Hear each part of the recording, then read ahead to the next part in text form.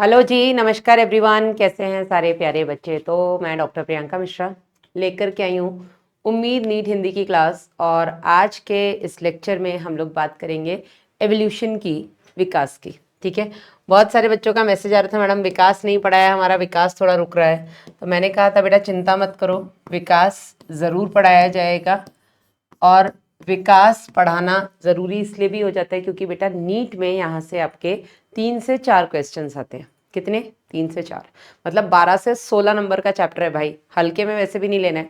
12th का तो कोई भी चैप्टर गलती से भी हल्के में मत ले लेना। छोटे चैप्टर्स हैं तो भी इंपॉर्टेंट है, जैसे आपका जनन स्वास्थ्य हो गया, आपका जैव प्रौद्योगिकी के उपयोग वाला अध्याय हो गया। अब बड़े चैप्टर्स तो वैसे ही इंपॉर्टेंट है, जनन स्वास्थ्य, विकास, मानव स्वास्थ्य रोग, जैव प्रौद्योगिकी के सिद्धांत और प्रक्रम। ठीक है, तो बिल्कुल लास्ट चैप्टर आज की क्लास में हम कवर करेंगे बेटा। रिकॉर्डेड है, उसका कारण आपको पता है। और इस चैप्टर में हम क्या क्या पढ़ने वाले हैं सबको पता है। सबसे पहले हम बात करेंगे जीवन की उत्पत्ति कैसे हुई, उसमें क्या क्या सिद्धांत दिए गए, उसके बारे में चर्चा करेंगे। फिर बेटा हम बात करेंगे जीवन स्वरूप का विकास, उसके क्या सिद्धांत हैं। फिर हम बात करेंगे विकास हुआ है, इसके आपके पास कुछ प्रमाण हैं क्या, क्या क्या प्रमाण है, उन पर चर्चा करेंगे। अनुकूली विकिरण क्या है, जैव विकास क्या होता है, विकास की क्रियाविधि, हार्डी विनबर्ग सिद्धांत बहुत इंपॉर्टेंट, विकास का संक्षिप्त विवरण और मानव का विकास। ठीक है, इन सब में बेटा मैं एक चीज आप लोगों से बोलना चाहती हूँ कि मैं पहली बार इस चैप्टर को एनसीईआरटी लाइन बाय लाइन पढ़ाना चाह रही हूँ। ठीक है, आज से पहले मैंने चाहे आपको बैच में पढ़ाया हो, चाहे माइंड मैप में पढ़ाया हो, इवन पॉडकास्ट बनाया हो, सभी में बेटा ये चैप्टर मैं जिस सीक्वेंस में क्लास में पढ़ाती हूँ, जितना इलेबोरेटेड फॉर्म में पढ़ाती हूँ, उतने ही इलेबोरेटेड फॉर्म में मैंने माइंड मैप में भी कंसाइज करके भी वो सारे कंसेप्ट्स बताए हैं। ठीक है, लेकिन बच्चे मुझे बहुत टाइम से बोल रहे थे मैम एनसीईआरटी नहीं समझ में आती है। एनसीईआरटी मुझे खुद को नहीं आती यार समझ में, मतलब ये एक चैप्टर और एक जैव प्रौद्योगिकी सिद्धांत एवं प्रक्रम, ये 2 चैप्टर्स मैंने कभी भी एनसीईआरटी लाइन बाय लाइन नहीं पढ़ाए हैं। और उसका कारण आपको पता है, मुझे ऐसा लगता है कि एनसीईआरटी में चीजें बहुत जम्बल्ड अप है। ठीक है, कुछ आगे पीछे ऐसा दिया हुआ है, सही क्रम में नहीं चीजें व्यवस्थित हैं इन 2 चैप्टर्स में। लेकिन आप लोगों के रिक्वेस्ट पे बेटा इस चैप्टर को मैंने बिल्कुल एनसीईआरटी लाइन बाय लाइन उठाया है, ताकि आप लोगों को एनसीईआरटी समझने में कोई परेशानी ना हो। हालांकि जो मैंने आपको लेक्चर में पढ़ाया है, माइंड मैप में भी जो मैंने रिकॉर्ड किया था, उसमें भी बेटा मैंने अपने बिल्कुल नोट्स के सीक्वेंस के हिसाब से हर चीज को इंक्लूड किया था। लेकिन यहाँ पर बेटा हम केवल एनसीईआरटी पर आज बात करेंगे, क्योंकि इस चैप्टर की एनसीईआरटी मैंने आपको प्योर एनसीईआरटी कभी नहीं पढ़ाई है। ठीक है, तो आई एश्योर यू कि जो भी मैंने आपको पढ़ाया है वो सब यहाँ पर कवर होगा। इनफैक्ट आपको आज पता लगेगा कि मैंने कितना डिटेल्ड आपको पढ़ाया हुआ है, उतना नहीं पढ़ना है, फिलहाल आपको सिर्फ इतना पढ़ना है। चलिए तो शुरू करते हैं बेटा। सबसे पहला आपका जो टॉपिक है जीवन की उत्पत्ति। जीवन की उत्पत्ति हुई है बेटा अपनी पृथ्वी पर। ऐसे पृथ्वी जैसे और भी कई सारे ग्रह हैं इस ब्रह्मांड में, कई सारी आकाश गंगाओं में, वहां पर भी हम ऐसा मान के चलते हैं कि वहां पर भी जीवन होगा। ठीक है, तो ये सब बेटा जो आकाश गंगाएं हैं, ये इतने सारे ग्रह हैं बेटा, ये सब मिलाकर के बनाते हैं आपका ब्रह्मांड। ब्रह्मांड की उत्पत्ति कैसे हुई पहले वो समझना जरूरी है। तो सबसे पहले अगर हम बात करें ब्रह्मांड की उत्पत्ति कैसे हुई, तो ब्रह्मांड की उत्पत्ति के लिए कई सारे सिद्धांत दिए गए, जिसमें सर्वमान्य सिद्धांत आज की तारीख में जो है वो है बिग बैंग सिद्धांत, या जिसको हम बोलते हैं big bang theory. Big bang theory बेटा ऐसा बताती है कि शुरुआत में इस ब्रह्मांड में मतलब एक बहुत ही ठोस सा कुछ तो पदार्थ था, बहुत ही ठोस था, तो उसके केंद्र में कुछ थर्मोन्यूक्लियर रिएक्शंस चलती रही थी। और उस केंद्र में होने वाली ऐसी जो ताप थर्मोन्यूक्लियर ताप केंद्रीय या ताप केंद्र की जो अभिक्रियाएं चल रही थी, क्यों चल रही थी, उन अभिक्रियाओं के चलते बेटा वहां पर उस केंद्र में, उस ठोस एंटिटी के या ठोस पदार्थ के केंद्र में ताप बहुत बढ़ रहा था, टेम्परेचर बहुत बढ़ रहा था, प्रेशर बहुत बढ़ रहा था। और एक टाइम ऐसा आया जब इतना ज्यादा टेम्परेचर और प्रेशर हुआ कि एकदम से इस ठोस पदार्थ पे एक बहुत बड़ा विस्फोट हुआ, जिसको हम बोलते हैं महाविस्फोट हुआ। ठीक है, ये महाविस्फोट इतना बड़ा था कि आप सोच भी नहीं सकते। आपके जहां पर नंबर खत्म हो जाते हैं उतने डेसिबल का तो साउंड हुआ होगा, उतनी तेज ध्वनि उत्पन्न हुई होगी। कितनी दूरी तक फैले होंगे, जहां तक नंबर खत्म हो जाते हैं उतने किलोमीटर्स तक शायद ये फैले होंगे, है ना। तो आप उस महाविस्फोट का अंदाजा भी नहीं लगा सकते, इतना बड़ा विस्फोट हुआ। और उस विस्फोट के चलते ही, जैसे ही विस्फोट हुआ, एक ठोस एंटिटी जिसके अंदर थर्मोन्यूक्लियर रिएक्शंस हो रही थी, टेम्परेचर प्रेशर बढ़ रहा था, जैसे ही इसका विस्फोट हुआ बेटा, तो बहुत दूर दूर दूर दूर तक उस ठोस एंटिटी के पदार्थ, उस ठोस पदार्थ के जो कण थे बहुत दूर तक फैले, ठीक है, जिसके चलते टेम्परेचर और प्रेशर, ताप और दाब दोनों धीरे धीरे कम हुआ, ठीक है। और ये ब्रह्मांड की उत्पत्ति लगभग आज से 20 बिलियन वर्ष पूर्व हुई। कितना बिलियन वर्ष? 20 बिलियन वर्ष पूर्व हुई, ठीक है। तो जैसे ही बेटा ये ठोस जो भी पदार्थ था इसमें महाविस्फोट हुआ, महाविस्फोट के चलते बेटा ब्रह्मांड का विस्तार हुआ, टेम्परेचर और प्रेशर जो अंदर बहुत ज्यादा थे वो धीरे धीरे कम होते गए, और इसी के साथ बेटा सबसे पहले बनने वाली जो गैसेस थी वो थी आपकी हाइड्रोजन और हीलियम गैसेस, ठीक है।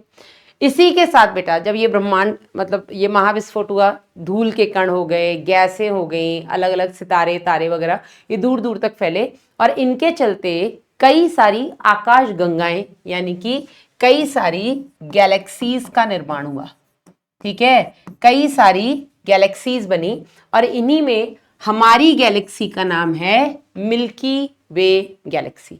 हमारी आकाशगंगा का नाम है मिल्की वे आकाशगंगा। अब हर एक ऐसी कई सारी आकाशगंगाएं हैं, उन्हीं में से एक हमारी है जिसका नाम है मिल्की वे, और इन आकाशगंगाओं में सितारे हैं, गैसों के बादल हैं, धूल के कण हैं, ठीक है। तो ये सब मिलकर के बनाती हैं आकाशगंगा। हमारी आकाशगंगा का नाम है मिल्की वे। और हमारी आकाशगंगा में क्या क्या आप सबको पता है? सूरज है। सूरज क्या, एक तारा ही तो है, ठीक है। उस सूरज के चारों तरफ ग्रह घूम रहे हैं, मरकरी, वीनस, अर्थ, मार्स, जुपिटर। हम रहते पृथ्वी पर। अब पृथ्वी की उत्पत्ति लगभग 4.5 बिलियन वर्ष पूर्व हुई। ब्रह्मांड की उत्पत्ति 20 बिलियन वर्ष पूर्व, पृथ्वी की उत्पत्ति लगभग 4.5 बिलियन वर्ष पूर्व हुई। और अगर हम बात करें पूरे ब्रह्मांड में हमारी पृथ्वी कितनी बड़ी है, तो हमारी पृथ्वी पूरे ब्रह्मांड में मात्र एक बिंदु के आकार की है, पॉइंटेड, ठीक है, बहुत छोटी है पूरे ब्रह्मांड की तुलना में। हमारी तुलना में तो बहुत बड़ी है भाई। अब इस पृथ्वी पर पृथ्वी की उत्पत्ति हुई लगभग 4.5 बिलियन वर्ष पूर्व, और पृथ्वी की उत्पत्ति के लगभग 500 मिलियन वर्ष बाद जीवन की उत्पत्ति हुई। मतलब हम ये कह सकते हैं कि जीवन की उत्पत्ति लगभग 4 बिलियन वर्ष पूर्व हुई। यहां तक क्लियर है? अब एनसीईआरटी में कुछ चीजें मेंशन है, ऑल्दो मैंने आपको आगे पढ़ाया है कि प्रारंभिक पृथ्वी जो थी इस पर वायुमंडल नहीं था, नो एटमॉस्फेयर, नो ऑक्सीजन, ठीक है। तो पृथ्वी में हमने पढ़ा है, पृथ्वी की परतें हैं, क्रस्ट, मेंटल कोर, सबसे ऊपर वाली भूपर्पटी। उस भूपर्पटी में बेटा जो गलित पदार्थ थे वो बाहर निकलते थे, जिसके चलते मीथेन, कार्बन डाइऑक्साइड, अमोनिया और जलवाष्प ये उन गलित पदार्थ से निकले, और इनके बीच में रिएक्शंस हुई, ठीक है। वहीं बेटा प्रारंभिक पृथ्वी पर क्योंकि ओजोन परत नहीं थी, तो ओजोन परत नहीं होने के कारण जो सूरज से निकलने वाली हानिकारक पराबैंगनी किरणें थी, वो पराबैंगनी किरणें बेटा क्या करती थी, जो पानी है, जो हमारे पृथ्वी पर महासागर थे, है ना, गड्ढे थे, गड्ढों में पानी भरा हुआ था बारिश के चलते, वो महासागर में जो पानी था बेटा, ये आपकी सूरज से आने वाली पराबैंगनी किरणें उस पानी को तोड़ के H2O2 बनाती थी। H2 क्योंकि गैस है, हल्की है, तो वो तो ऊपर चली जाती थी। ये जो O2 था बेटा, ये O2 आपके अमोनिया के साथ मिलकर नाइट्रोजन और वाटर बना रहा था। ये O2 आपके मीथेन के साथ मिलकर कार्बन डाइऑक्साइड और वाटर बना रहा था। ये O2 आपके O एटम के साथ मिलकर ओजोन पर बना रहा था, और इसी के चलते बेटा ओजोन परत का निर्माण हुआ, ठीक है। बारिश हुई, महासागर बनते गए, और ये रिएक्शंस प्रारंभिक पृथ्वी पर चलती रही, ठीक है। अब जीवन की उत्पत्ति, ये तो हो गया आपका किस तरीके से ब्रह्मांड बना, बिग बैंग थ्योरी। जीवन की उत्पत्ति कैसे हुई, हमने कुछ उसके मतलब उस समय पृथ्वी कैसी थी, हमने उस पर बात की। अब उस पृथ्वी पर जीवन की उत्पत्ति कैसे हुई, इस जीवन की उत्पत्ति को लेकर के बेटा कई सारे सिद्धांत दिए गए हैं, जिसमें सबसे पहला है आपका theory of special creation, father Suarez द्वारा दी गई थी। विशेष रचना का सिद्धांत दिया गया बेटा। इस विशेष रचना के सिद्धांत के हिसाब से अभी हमने क्या पढ़ा कि पृथ्वी अपनी लगभग 4.5 बिलियन वर्ष पुरानी है, ठीक है। इस विशेष रचना के सिद्धांत के हिसाब से पृथ्वी मात्र 4000 वर्ष पुरानी है, ठीक है। और इनके हिसाब से जितनी भी प्रजातियां, जितनी भी वैरायटीज, विविधताएं आज पृथ्वी पर देखने को मिलती हैं, हमेशा से इतनी थी।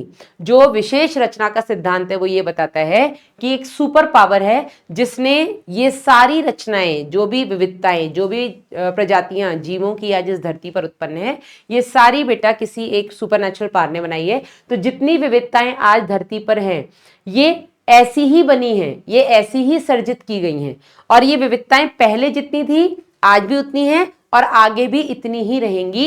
ये 3 पॉइंट थे बेटा आपके विशेष रचना के सिद्धांत थ्योरी ऑफ स्पेशल क्रिएशन के, जो फादर सुरेश द्वारा दिया गया। इसके बाद आया बेटा पैंसपर्मिया का सिद्धांत, ठीक है, इसको हम स्पोर थ्योरी भी बोल सकते हैं, कॉस्मोजोइक थ्योरी भी बोल सकते हैं, पैंसपर्मिया थ्योरी भी बोलते हैं। इस थ्योरी के हिसाब से बेटा, और आज भी कई सारे ऐसे वैज्ञानिक हैं जो इस पैंसपर्मिया के सिद्धांत में इंटरेस्ट रखते हैं और वो काफी हद तक इसको सच मानते हैं। इनके हिसाब से बेटा स्पोर्स मतलब जीवाणु, कुछ बीजाणु, ठीक है, स्पोर मतलब क्या है बेटा, स्पोर का मतलब हो गया कुछ बीजाणु, ठीक है, ये कुछ बीजाणु बेटा इनके हिसाब से, पैंसपर्मिया सिद्धांत के हिसाब से ब्रह्मांड के किसी ना किसी भाग में लाइफ है, जीवन है, और वहीं उसी ब्रह्मांड के किसी आकाशगंगा के किसी ग्रह पर जो जीवन है, वहां से कुछ जीवाणु स्पोर्स के रूप में ब्रह्मांड के अलग अलग भागों में वो जा रहे हैं, और जिस भी भाग पे वो जा रहे हैं वहीं पर बेटा उन बीजाणुओं से नया जीवन बन रहा है, ठीक है। और उसी के हिसाब से इन्होंने कहा पृथ्वी भी तो ब्रह्मांड में किसी आकाशगंगा का भाग है, तो किसी दूसरी आकाशगंगा में कहीं और पृथ्वी होगी या कोई और ग्रह होगा, वहां पर जो जीवन होगा उनसे कुछ बीजाणु आकर के, स्पोर्स आकर के हमारी पृथ्वी पर गिरे और इसी से नया जीवन बन गया, ठीक है। इसके बाद आया था बेटा आपका स्वतः जनन का सिद्धांत। स्वतः मतलब अपने आप, अपने आप अपने आप मतलब खुद से, ठीक है, अपने आप। तो स्वतः जनन का सिद्धांत, जिसको हम बोलते हैं theory of spontaneous generation, spontaneous generation का जो थ्योरी है वो ये बोलता है कि जीवन की उत्पत्ति अपने आप हुई है अपने आप हुई है, ठीक है, अचानक से, कहीं भी हो सकती है। और इसको आपने बोला, मैंने बताया था, वॉन हेलमोंट ने इसको एक एक्सपेरिमेंट से प्रूव किया था कि उन्होंने अपनी पसीने वाली शर्ट को गेहूं के भूसे के साथ रख दिया, 21 दिन बाद वहां से कुछ चूहे के बच्चे निकले, है ना। तो इन्होंने कहा देखो टी शर्ट और गेहूं के भूसे से अचानक चूहे निकल आए। ऐसा ही और सारे वैज्ञानिकों ने भी कुछ कुछ मिट्टी लेकर के आगे देखो, उन्होंने कहा देखो मिट्टी में से सांप निकल रहा है, मिट्टी से केचुआ निकल रहा है, तो अचानक अपने आप जीवन की उत्पत्ति हो रही है, ऐसा स्वतः जनन के सिद्धांत में बोला गया। लेकिन इस सिद्धांत को खारिज किया, इसको खारिज किया किसने, जीव जनन के सिद्धांत ने, जो किसने दिया था बेटा, ये दिया था आपके लुईस पास्चर ने, लुईस पास्चर ने, ठीक है। और लुईस पास्चर ने बेटा एक एक्सपेरिमेंट किया था जिसमें इन्होंने मृत ईस्ट रखा था, ठीक है, एक फ्लास्क में इन्होंने मृत ईस्ट रखा, ठीक है, और इसको इन्होंने अच्छे से स्टेरलाइज कर दिया था, अच्छे से उबाल दिया था। उबालने के चलते जो भी इसमें माइक्रोब्स या कुछ भी बीजाणु वगैरह होंगे वो मर गए होंगे, ठीक है। और इन्होंने ये स्वान ने एक एक्सपेरिमेंट किया था जिसमें इन्होंने बोला कि जब मैंने मृत ईस्ट को पूरी तरीके से स्टेरलाइज करके यहाँ पर रखा तो इसमें किसी भी तरीके के सूक्ष्म जीव का उत्पत्ति नहीं हुई, ठीक है। लेकिन बाद में बेटा जब इसकी गर्दन तोड़ दी गई और यहाँ पे मृत ईस्ट भरा गया तो यहाँ देखा कि कुछ छोटे छोटे सूक्ष्म जीव वृद्धि कर रहे हैं। तो इन्होंने ये बोला कि अगर अपने आप ही जनन हो सकता होता, अपने आप ही कोई भी लाइफ फॉर्म बन सकता होता तो यहाँ भी बन जाता, पर यहाँ तो नहीं बना। इसका मतलब कि किसी भी जीवन को उत्पन्न होने के लिए पहले से कोई जीवन यहाँ पर विद्यमान होना चाहिए, किसी जीव से ही नया जीव बन सकता है, ठीक है।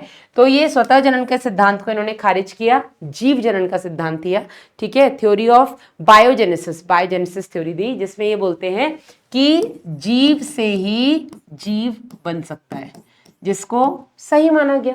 बात तो भाई साहब आप सही कह रहे हो, लेकिन ये पहला जीव कहां से आया जिससे नया जीव बना, ये लुईस पास्चर नहीं बता पाए। फ्रांसिस्को रेडी ने भी इनको सपोर्ट किया, उन्होंने भी एक ऐसे मीट का टुकड़ा लिया जिसको अच्छे से उबाल करके रख दिया, जिसमें कोई भी किसी भी तरीके का माइक्रोब नहीं था, और उन्होंने भी इसी तरीके से इसको प्रूव किया कि देखो मैंने यहाँ पर रखा जब मीट का टुकड़ा तो इसमें कोई भी जीव नहीं आया, क्योंकि मैंने उसको पूरी तरीके से ढक के रखा था। दूसरी जगह जहाँ मैंने उसको खुला छोड़ा वहां पर दूसरे जीव आए और उन्होंने अपने बच्चे दिए, तो देखो जीव से जीव बने। लेकिन वो पहला जीव कहाँ से आया ये नहीं बता पाए, तो यहाँ ये इनकी कमी रही है। लेकिन हाँ, स्वतः जनन के सिद्धांत को लुईस पास्चर ने जीव जनन के सिद्धांत से खारिज किया।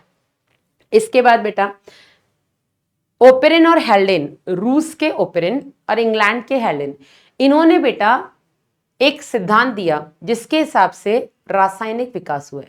रासायनिक विकास मतलब जो भी जीवन सबसे पहले उत्पन्न हुआ वो कहीं ना कहीं कार्बनिक अणुओं से हुआ, और ये जो कार्बनिक अणु थे ये अकार्बनिक अणु से बने, ठीक है। और इसका जिक्र बेटा ओपेरिन ने अपनी किताब ओरिजिन ऑफ लाइफ में किया है। ओपेरिन की जो किताब है ओरिजिन ऑफ लाइफ, उसमें इन्होंने ये बोला कि प्रारंभिक पृथ्वी पर ताप बहुत ज्यादा था, क्योंकि उस टाइम पे आए दिन ज्वालामुखी फटती रहती थी, वोल्केनिक इरप्शंस होते रहते थे, ठीक है, बिजली चमक रही है, जिसके चलते प्रारंभिक पृथ्वी पर ताप बहुत ज्यादा था। और प्रारंभिक पृथ्वी पर मीथेन था, अमोनिया था, हाइड्रोजन था, जल वाष्प था, ठीक है, जल वाष्प नहीं लिखा क्या मैंने, हाँ, जल वाष्प था, ठीक है, ये था प्रारंभिक पृथ्वी पर। और ये सारे के सारे अकार्बनिक अणु हैं, इनऑर्गेनिक मॉलिक्यूल्स हैं, ठीक है। ये सब कुछ प्रारंभिक पृथ्वी पर था। ऐसा क्या लिखा, ऐसा लिखा है ओपेरिन ने अपनी किताब ओरिजिन ऑफ लाइफ में। और इन्हीं के अंदर कुछ कुछ कुछ कुछ, क्योंकि उस समय की जो परिस्थितियां थी, जहां पर आए दिन ज्वालामुखी फट रही है, टेम्परेचर बहुत बढ़ रहा है, वहां पे बिजली चमक रही है, जिसके चलते कुछ इलेक्ट्रिसिटी डिस्चार्ज हो रहा है, ठीक है, जिसके चलते इन अकार्बनिक अणुओं से कुछ कार्बनिक अणु बने। कौन से कार्बनिक अणु बने? आपके सिंपल ऑर्गेनिक कंपाउंड्स बने, आपके यूं कह लो कि बायो माइक्रोमोलिक्यूल्स बने, सूक्ष्म जैव अणु बने, अमीनो एसिड्स बने। सबसे पहला अमीनो एसिड जो बना बेटा, वो बना था ग्लाइसिनो एस्पार्टिक एसिड, ठीक है। फिर कुछ सिंपल शुगर्स बने, उसके बाद नाइट्रोजनी क्षार बने, वसी अम्ल बने, ग्लिसरॉल बने। और ये सब कुछ बेटा प्रूफ हुआ आपके एसएल मिलर ने 1953 में। जो भी परिस्थितियां ओपेरिन ने अपनी किताब में लिखी थी, वो सेम परिस्थितियां बेटा एसएल मिलर ने लैब प्रयोगशाला के अंदर क्रिएट की। वही उन्होंने जल वाष्प लगाया, वहां पे इलेक्ट्रिसिटी डिस्चार्ज होता था, तो उसके लिए इन्होंने इलेक्ट्रोड्स रखे। इन्होंने मीथेन, अमोनिया, हाइड्रोजन को 2:1:2 के रेशियो में रखा, और ऐसा इन्होंने सेटअप बना करके छोड़ दिया। और 18 दिन बाद बेटा इनको, या बहुत सारी किताबें 21 दिन लिखती है, कोई 16 दिन लिखती है, हम ये मान के चलते हैं कि 18 से या 16 से 21 दिन बाद बेटा इनको इसमें कुछ सिंपल ऑर्गेनिक कंपाउंड्स या बायो माइक्रोमोलिक्यूल्स बनते दिखे। एसएल मिलर ने सबसे पहले ये प्रयोग किया, फिर और भी कई सारे इनके साथी थे, और भी जो लोग रिसर्च कर रहे थे, उन सब ने बेटा प्रयोग किया, और सबके इस प्रयोग में कोई ना कोई सिंपल माइक्रो मॉलिक्यूल बनाया, सिंपल माइक्रो बायोमॉलिक्यूल बना, ठीक है। तो ओपेरिन ने जो अपनी किताब में लिखा था ओरिजिन ऑफ लाइफ में, वो सबसे सही माना गया अब तक कि केमिकल एवोल्यूशन हुआ है, रासायनिक विकास हुआ है। केमिकल एवोल्यूशन मतलब रसायन बने पहले, कहां से बने? इनऑर्गेनिक केमिकल्स से ऑर्गेनिक बने, और ऑर्गेनिक जो आपके मॉलिक्यूल्स बने वो सिंपल ऑर्गेनिक मॉलिक्यूल्स बने। ये सिंपल ऑर्गेनिक मॉलिक्यूल्स आपस में मिलकर के कंपाउंड ऑर्गेनिक मॉलिक्यूल्स बने, जिनको हम बायो मैक्रो मॉलिक्यूल्स बोलते हैं। और बायो मैक्रो मॉलिक्यूल्स ही आपस में मिलकर के बेटा इन्होंने कुछ तो सिंपल टाइप के, बिल्कुल प्रोटो, मतलब कोशिका से पहले वाली कुछ संरचना बनाई होगी, जिनको हम प्रोटोबायोन्ट्स बोलते हैं।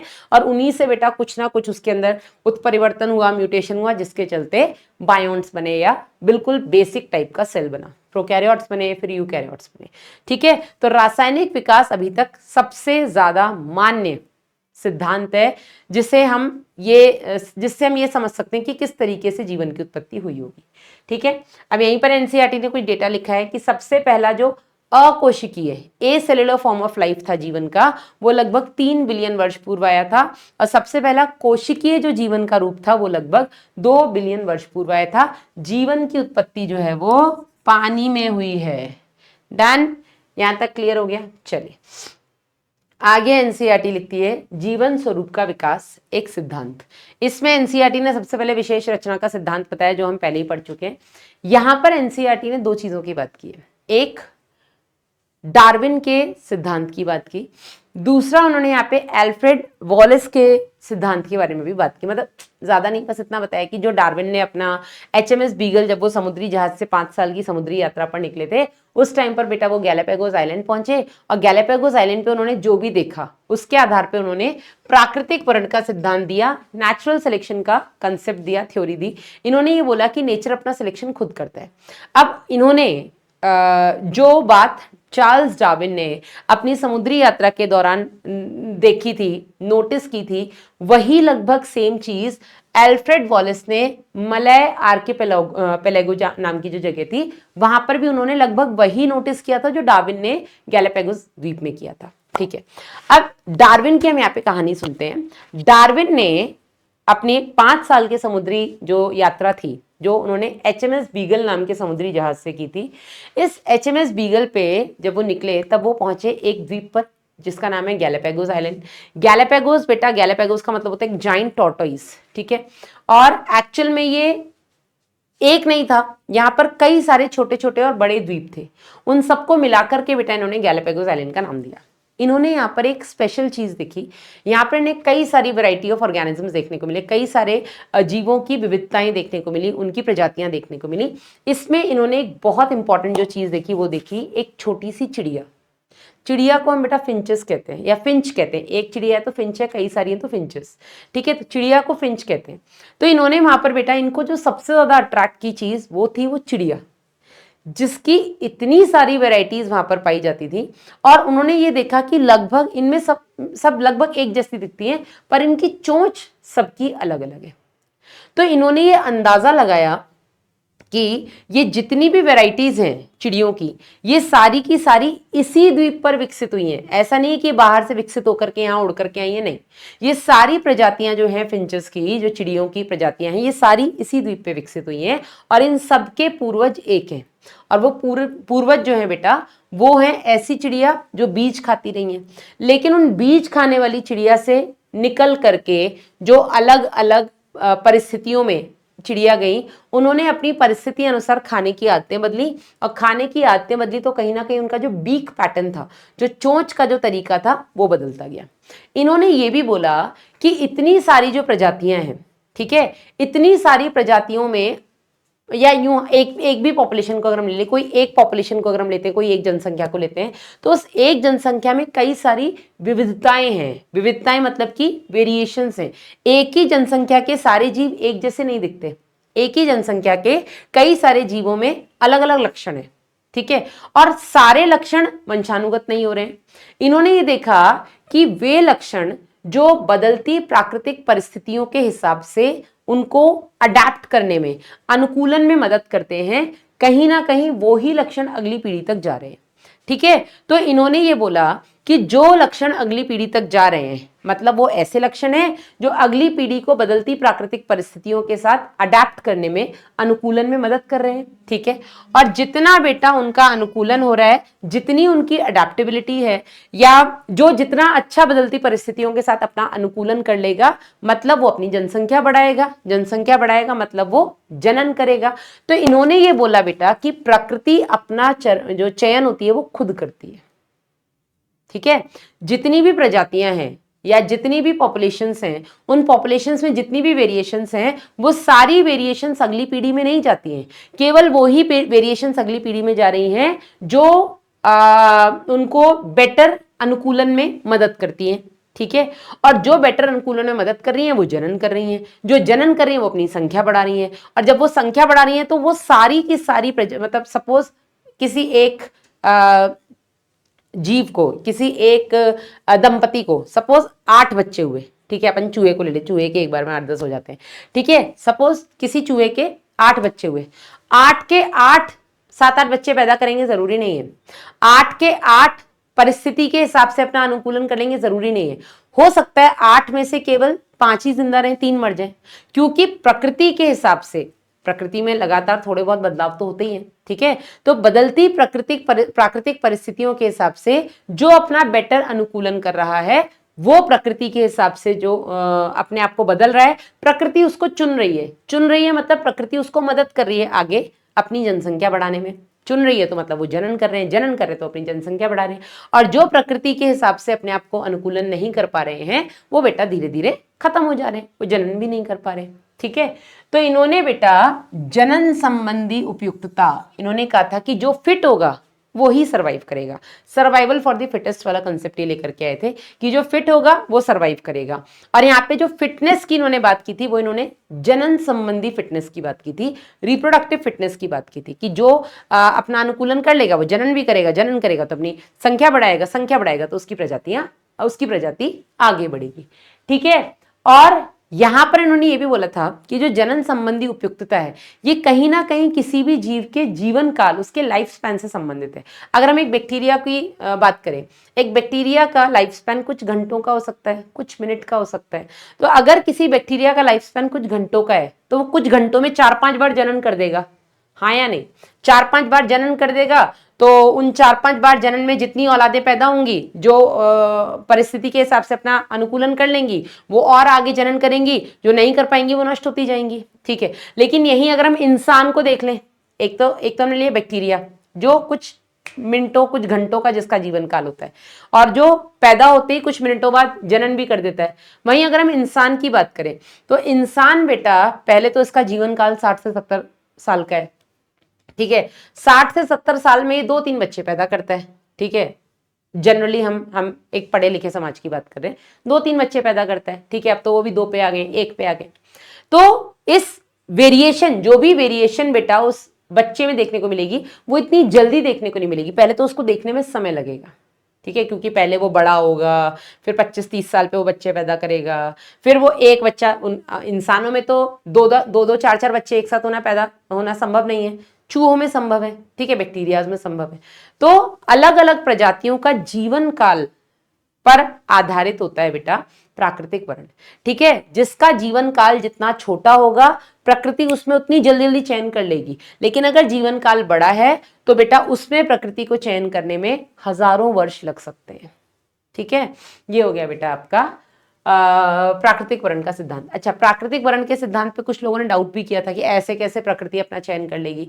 तो इन्होंने एक मतलब कंसेप्ट आया सामने कृत्रिम वर्ण का, यानी कि आर्टिफिशियल सिलेक्शन का। कृत्रिम वर्ण मतलब कि आर्टिफिशियल सिलेक्शन का। इस आर्टिफिशियल सिलेक्शन में उदाहरण दिया गया, भाई साहब देखो, कुत्तों की कितनी प्रजातियां हैं अपने भारत में या दुनिया में ले लो। ठीक है, किसी भी पौधे की देख लो, है ना।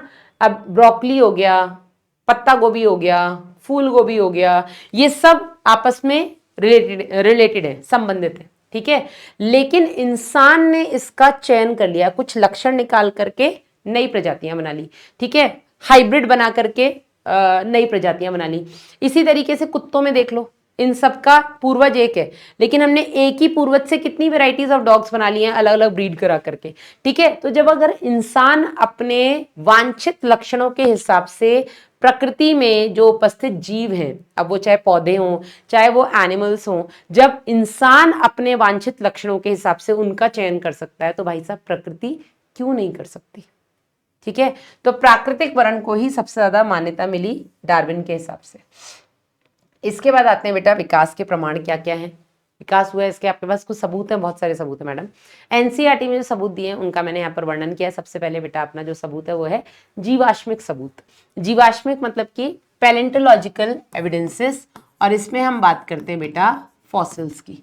क्या होते हैं जीवाश्म या फॉसिल्स?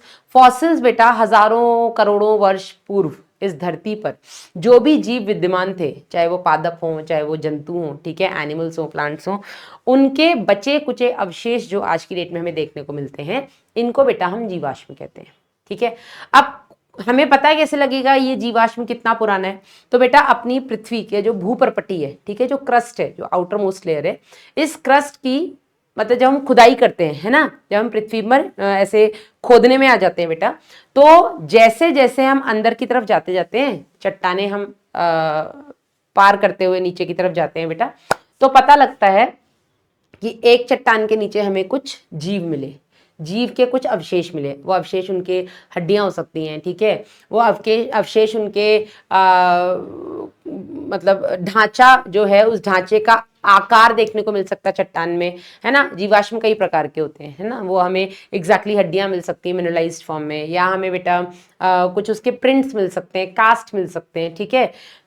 कई प्रकार के जीवाश्म मैंने आपको पढ़ाए हुए, ठीक है। तो जैसे जैसे बेटा हम चट्टान पे नीचे की तरफ जाते जाते हैं, हमें अगर कोई जीवाश्म मिल रहा है, तो जितनी गहराई में जीवाश्म उपस्थित है मतलब वो उतना पुराना है, क्योंकि पहले बना होगा, किसी प्राकृतिक आपदा के चलते दब गया होगा, तो किस काल में वो प्राकृतिक आपदा आई, कितनी पुरानी वो चट्टान है, ये हमें रेडियो एक्टिव कार्बन डेटिंग से पता लग जाता है, ठीक है। तो कई सारे ऐसे हमारे पास मेथड है जिससे हम कितनी पुरानी चट्टान है, कितना पुराना जीवाश्म है, उसकी उम्र का पता लगा सकते हैं। तो पहले कोई जीवाश्म मतलब पहले कोई जीव रहा होगा, वो चट्टान में दब गया होगा, दब के मर गया होगा, तो हमें उसके कुछ अवशेष मिलेंगे। अब इसी के ऊपर बेटा एक दो चट्टानों बाद फिर कोई जीवाश्म मरा होगा किसी प्राकृतिक आपदा के चलते, उसके ऊपर फिर चट्टानें बन गई। तो जितनी गहराई में बेटा आपको जीवाश्म मिलेगा मतलब वो उतना पुराना है, ठीक है। तो हमें बहुत सारे ऐसे जीवों के जीवाश्म देखने को मिले हैं, जिसमें एक एग्जाम्पल बेटा यहाँ पर आपके एनसीईआरटी में दिया है, वो है आर्कियोप्टेरिक्स का। आर्कियोप्टेरिक्स बेटा एक ऐसा जीव मिला चट्टानों में हमें, जिसमें कुछ लक्षण सरीसृप वाले हैं, कुछ लक्षण पक्षी वाले। इसके पास चोंच थी भाई साहब, चोंच पक्षी का लक्षण है, लेकिन इसके पास दांत भी थे। दांत पक्षियों में नहीं होते, सरीसृप में होते। ठीक है। इसके पास पंख थे। हाँ, पंख किसका लक्षण है? पंख आपके सरीसृप का लक्षण है, सॉरी, पंख आपके पक्षियों का लक्षण है। ठीक है। इसके जो क्लॉज थे वो थोड़े अलग थे, मतलब पंजे जो थे वो सरीसृप जैसे थे। ठीक है। इसमें न्यूमैटिक बोन्स नहीं थी, मतलब इसकी जो हड्डियां थी वो वायु वाली नहीं थी, खोखली हड्डियां नहीं थी, मतलब वो सरीसृप का। तो इसमें कुछ ऐसे लक्षण थे जो सरीसृप वाले थे, कुछ ऐसे लक्षण थे जो पक्षी वाले थे। तो इस आर्कियोप्टेरिक्स के जब हमने लक्षण पढ़े तो इससे ये पता लगता है कि जो सरीसृप थे बेटा, यही बाद में विकसित होकर के पक्षी बने। ठीक है। ये हमें आर्कियोप्टेरिक्स का जो जीवाश्म देखने को मिला, इससे पता लगता है। ठीक है, कि सरीसृप से ही आगे पक्षी बने। दूसरा बेटा हमारे पास कौन सा प्रमाण है? दूसरा हमारे पास भ्रूणात्मक प्रमाण है। भ्रूणात्मक प्रमाण जो अर्नेस्ट हैकेल ने बताया था, इन्होंने बोला था ऑन्टोजेनी, रिकैपिचुलेट, फाइलोजेनी। डिटेल में मैंने आपको इसके बारे में बताया हुआ है क्लास में। ऑन्टोजेनी, रिकैपिचुलेट, फाइलोजेनी में अर्नेस्ट हैकेल ने ये बताया था कि कोई भी, चलो इसका उदाहरण बेटा हमने लिया था जो है कॉर्डेटा संघ जो है अपना रज्जु की संघ को हमने 5 वर्गों में बांटा हुआ है। स्पीसीज जिसमें मछलियां आती हैं, उभयचर, सरीसृप, पक्षी और स्तनी। इन 5 का एक एक उदाहरण ले लो, एक मछली का, एक उभयचर का, एक सरीसृप का, एक पक्षी का और एक स्तनी का। इन 5 के जब हम भ्रूण देखते हैं, ठीक है, 5 में क्या होगा? निषेचन होगा अंडाणु और शुक्राणु का, उसके बाद भ्रूण युग्मनज बनेगा। ठीक है, जाइगोट बनेगा। जाइगोट के बाद बेटा जब भ्रूण बनता है, इन 5 की भ्रूणीय अवस्था में हमें 4 लक्षण बहुत क्लियर और सब में एक जैसे देखने को मिलते हैं। सबसे पहले नोटोकॉर्ड, रज्जुकी का मुख्य लक्षण है, नोटोकॉर्ड की उपस्थिति, पृष्ठ रज्जु की उपस्थिति। दूसरा बेटा इनमें नर्व कॉर्ड, तंत्रिका रज्जु देखने को मिलती है। तीसरा इनमें गुदा पश्च पुच्छ देखने को मिलती है। चौथा बेटा इनमें युग्मित, ग्रसनी, क्लोम छिद्र, पेयर्ड फेरिंजियल गिल स्लिट्स देखने को मिलते हैं। ठीक है, तो ये चारों लक्षण बेटा इन 5 वर्गों के भ्रूण में प्रारंभिक अवस्था में देखने को मिलते हैं। लेकिन जैसे जैसे बेटा भ्रूण का विकास होता है, ठीक है, वो नवजात शिशु जब उसका जन्म होता है, भ्रूण से लेकर के जन्म के बीच में बेटा शुरुआती अवस्था में इनमें सभी कॉमन लक्षण देखने को मिलते हैं जो उस वर्ग के विशिष्ट लक्षण है। धीरे धीरे इनमें केवल और केवल अपने ही वर्ग के विशिष्ट लक्षण देखने को मिलते हैं, लेकिन प्रारंभिक भ्रूण अवस्था में इनमें सभी में अपने संघ के विशिष्ट लक्षण देखने को मिलते हैं। तो इन्होंने ये बोला बेटा अर्नेस्ट हैकेल ने कि कोई भी जीव अपने भ्रूणीय परिवर्धन के दौरान, अपने एम्ब्रियोनिक डेवलपमेंट के दौरान पहले अपने से पूर्वज, जो इनके पूर्वज हैं, जो इनके मतलब इवोल्यूशनरी हिस्ट्री जो है, जहां से इनका विकास हुआ है, ठीक है, पहले ये उनके लक्षण दिखाता है, उसके बाद बेटा ये अपने वर्ग का विशिष्ट लक्षण दिखाता है। ऐसा अर्नेस्ट हैकेल ने बोला, जिसको बोला गया ऑन्टोजेनी, रिकैपिचुलेट, फाइलोजेनी। लेकिन इस चीज का विरोध किया, और ये नीट में आ चुका क्वेश्चन है, 1920 या 21 में आया था, वॉन बेयर ने, नहीं 19 में आया था, वॉन बेयर ने बेटा अर्नेस्ट हैकेल के स्टेटमेंट का विरोध किया, और ये पहले ही कर चुके थे। और इन्होंने ये बोला कि ऐसा नहीं है, कोई भी जीव अपने भ्रूणीय परिवर्धन के दौरान अपने पूर्वजों के लक्षण दिखाता है, ठीक है, लेकिन पूर्वजों के वयस्क वाले लक्षण नहीं दिखाता।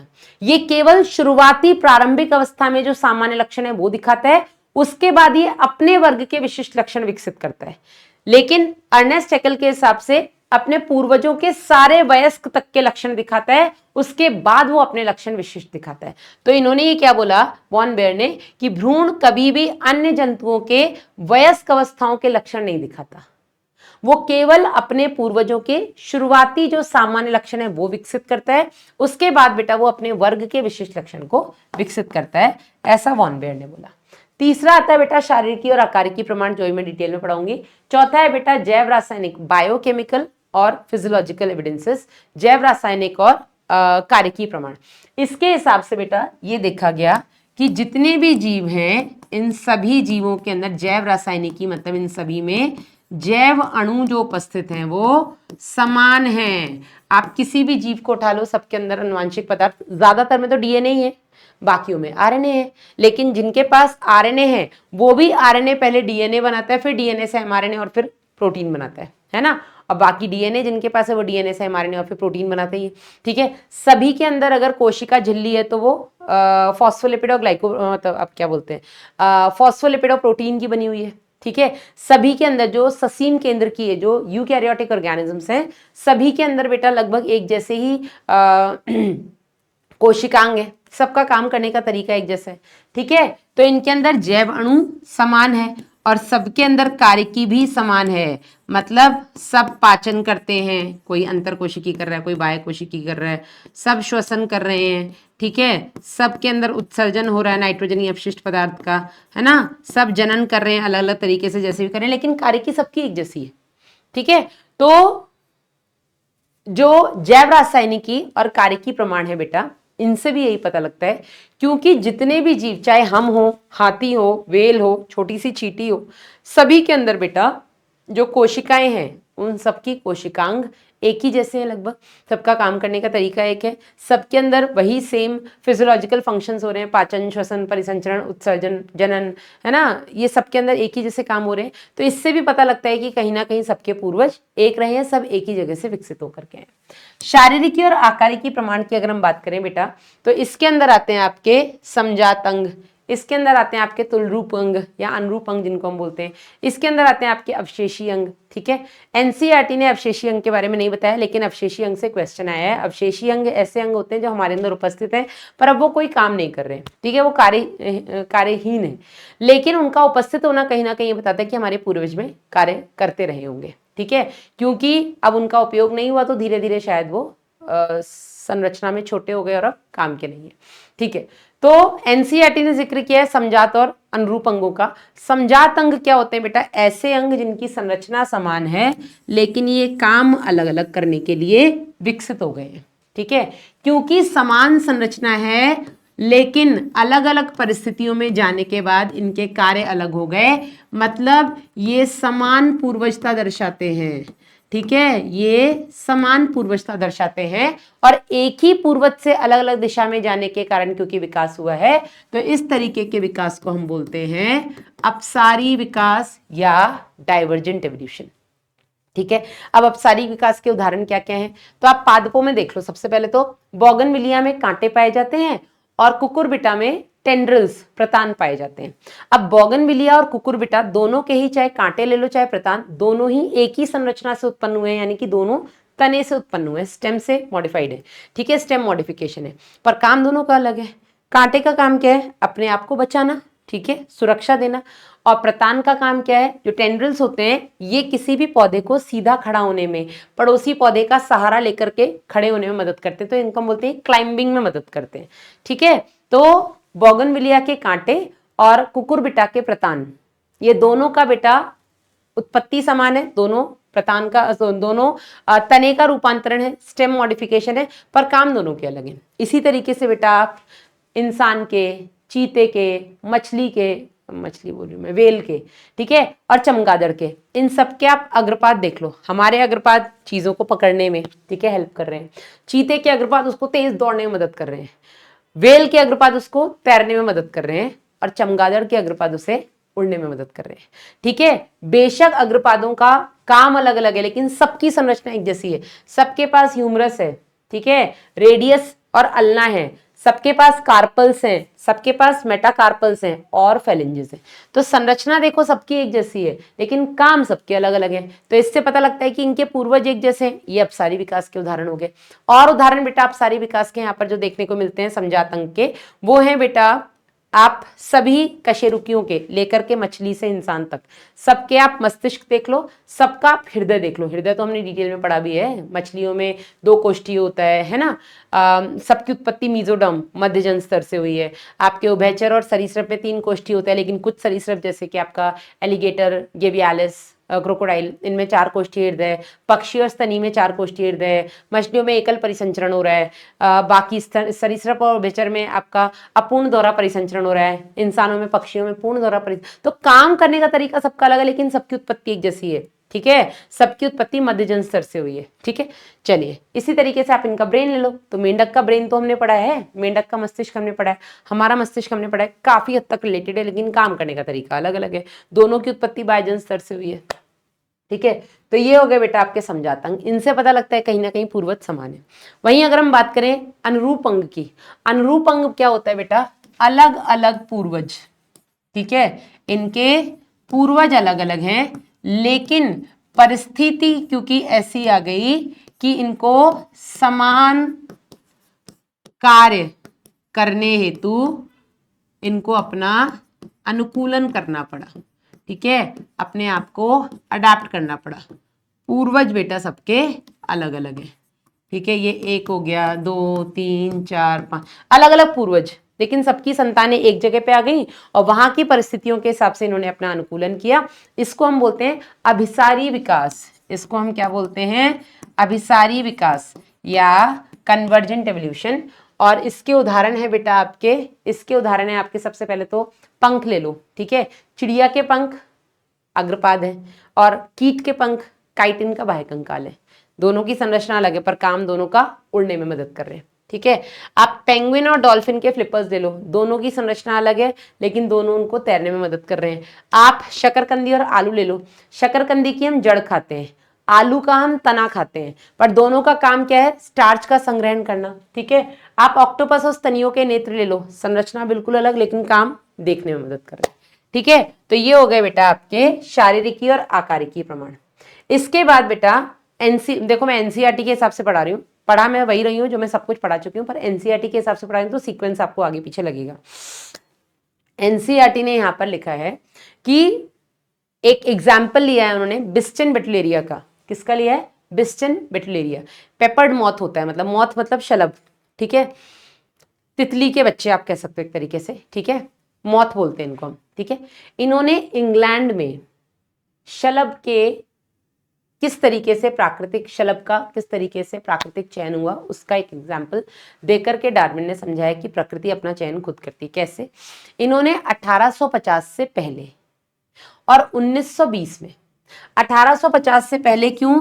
क्योंकि इस समय पे औद्योगिकरण नहीं हुआ था, इस समय पे इंडस्ट्रीज नहीं बनी थी। क्योंकि बेटा इस समय पे इंडस्ट्रीज नहीं बनी थी तो 1850 से पहले इंग्लैंड में प्रदूषण भी नहीं था। ठीक है, और आप सबको पता है बेटा जहां प्रदूषण नहीं होगा वहां पर लाइकेन्स पाए जाते हैं। कौन पाए जाते हैं? लाइकेन्स पाए जाते हैं जहां प्रदूषण नहीं होता है वहां। ठीक है, और इसीलिए बेटा हम लाइकेन्स को पोल्यूशन इंडिकेटर कहते हैं। पोल्यूशन इंडिकेटर मतलब ये आपके पोल्यूशन क्या बोलते हैं, पोल्यूशन प्रदूषण सूचक होते हैं। ठीक है, जहां कहीं लाइकेन्स की उत्पत्ति हो रही है, लाइकेन्स की वृद्धि हो रही है, इसका मतलब उस एरिया में प्रदूषण नहीं है, इसीलिए प्रदूषण सूचक है। जहां कहीं लाइकेन्स नहीं है मतलब यहाँ पर प्रदूषण है, जहां लाइकेन्स है मतलब वहां पर प्रदूषण नहीं है। ठीक है, तो इंग्लैंड में 1850 से पहले क्योंकि उद्योग नहीं थे, इंडस्ट्रीज नहीं थी, तो प्रदूषण भी नहीं था। प्रदूषण नहीं था तो वहां पे लाइकेन्स की वृद्धि खूब हो रही थी। इस वजह से 1850 से पहले यहां पर व्हाइट मॉथ जो थे, जो सफेद कलर के मॉथ थे, इनकी जनसंख्या लगातार बढ़ रही थी क्योंकि ये प्रकृति के हिसाब से इनका रंग था। लाइकेन्स सफेद है ना, वहां पे प्रदूषण नहीं था तो पेड़ों के तने पे लाइकेन्स आ गए थे, लाइकेन्स की वृद्धि, लाइकेन्स सफेद होते हैं, उनमें सफेद रंग के जो मॉथ थे, शलभ थे, वो छुप जा रहे थे। तो प्रकृति का, ये प्रकृति ने चयन किया ना, सफेद में सफेद छुपा लिए।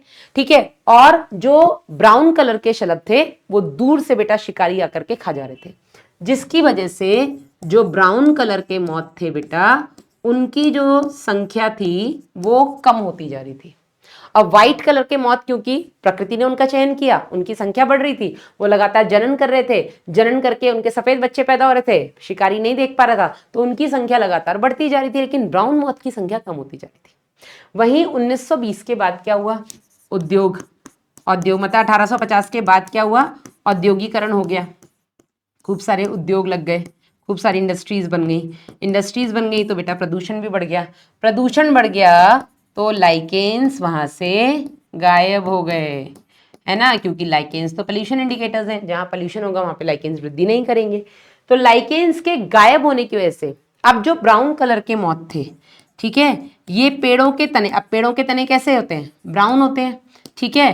तो उन पर अब लाइकेन सफेद रंग की वृद्धि नहीं कर रही हैं, तो ब्राउन कलर के मॉथ ब्राउन रंग के तने में छुप गए। अब शिकारी ब्राउन मॉथ को नहीं पकड़ पा रहे हैं, क्योंकि वो तो छद्मावरण हो गया ना, मिमिक्री हो गई, कैमोफ्लेजिंग हो गई, तो प्रकृति उनको नहीं देख पा, मतलब जो शिकारी है वो ब्राउन कलर मॉथ नहीं पकड़ पा रहे, व्हाइट उनको दूर से चमकते दिख रहे हैं, जिसकी वजह से व्हाइट कलर मॉथ की जो संख्या थी वो कम होती गई। यहां पर एक चीज का आपको ध्यान रखना है कि कोई भी शलभ पूरी तरीके से खत्म नहीं हुए, केवल संख्या कम ज्यादा हो रही है, खत्म कोई नहीं हुआ है। तो प्रकृति ने अपना चयन किया यहाँ पे, ये भी बेटा डार्विन ने एग्जाम्पल से समझाया, ठीक है। इसके बाद बेटा ये तो हो गया प्राकृतिक चयन। अब इसके बाद यहां से आपके नीट 2020 का क्वेश्चन आया हुआ है। क्वेश्चन ये था कि कौन कौन से ऐसे विकास है जो मानव द्वारा क्रिया, जो मानव के द्वारा जो काम को नहीं बोले हम, उसको कांड ही बोलेंगे, कि इंसानों द्वारा जो कर्म किए जा रहे हैं, जो कांड किए जा रहे हैं, उसके चलते विकास हुआ है। ऐसे कोई एग्जाम्पल बता सकते हो? बिल्कुल बता सकते हैं भाई साहब। हम एंटीबायोटिक धड़ाधड़ खा रहे हैं, जरा सी बीमारी एंटीबायोटिक, और एंटीबायोटिक का हमने कोर्स भी पूरा नहीं किया। डॉक्टर ने कहा कि भाई साहब एंटीबायोटिक दिन में 3 बार, अगर कोई सीरियस बीमारी है तो चलो 2 बार लेते हैं, दिन में 2 बार लेना 5 दिन के लिए, ठीक है। हमने 3 दिन एंटीबायोटिक खाया, बढ़िया आराम मिल गया, अब जरूरत ही नहीं है, अब क्यों खाएं फालतू दवाइयां? नहीं खाई हमने। दोबारा फिर वही बीमारी हुई, क्योंकि अब दोबारा जब बीमारी, तो हमने वापस से एंटीबायोटिक्स वही निकाले। अरे यार पिछली बार 2 दिन का डोज बच गया था, वो खा लेता हूँ, है ना। हमने वापस से वो एंटीबायोटिक्स निकाले, तो इस बार हम ठीक ही नहीं हो रहे। क्यों? क्योंकि बेटा जो हमारे माइक्रोब्स जो उस बीमारी के लिए रिस्पॉन्सिबल थे, जो पहली बार आपने एंटीबायोटिक खाया तो मर गए, ठीक है। लेकिन जो नहीं 5 दिन खा लेते तो सारे ही मर जाते। हमने लेकिन 3 दिन में अपने आप को बोला नहीं नहीं, हम तो डॉक्टर से ज्यादा पढ़े लिखे, हम क्यों खाएं, और है ना। अब जो बचे हुए थे बेटा, जो शायद 5 दिन में मर जाते, जो छुप गए, जो दब गए, जिन्होंने अपने आप को बिल्कुल इनएक्टिव फेज में कर लिया, उन्होंने एंटीबायोटिक का नेचर पहचाना और वो अगली बार और घातक रूप से आपकी बॉडी में अटैक किए। और अब आपने जब वही सेम एंटीबायोटिक खाया तो इनको कोई फर्क ही नहीं पड़ रहा, अरे ये तो वही है जो पिछली बार रहता है, इससे थोड़ा ना मरेंगे, क्योंकि वो हथियार तो वो पहचान चुके हैं, अब वो नए हथियार के साथ आए हैं। तो हमने हमारी बॉडी को एंटीबायोटिक, मतलब हमारी बॉडी के अंदर पल रहे जो हार्मफुल माइक्रोब्स हैं, उनको एंटीबायोटिक रेजिस्टेंट बना दिया। और आज के जमाने में बता दूं आपको, ये एक बहुत क्या बोलेंगे, चिंता का विषय है। कितने नवजात शिशु ऐसे पैदा हो रहे हैं, मतलब कितने बच्चे आज की डेट में इंसानों के ऐसे पैदा हो रहे हैं जो पहले से बहुत सारे एंटीबायोटिक्स के लिए रेजिस्टेंट हैं। समझ रहे हो?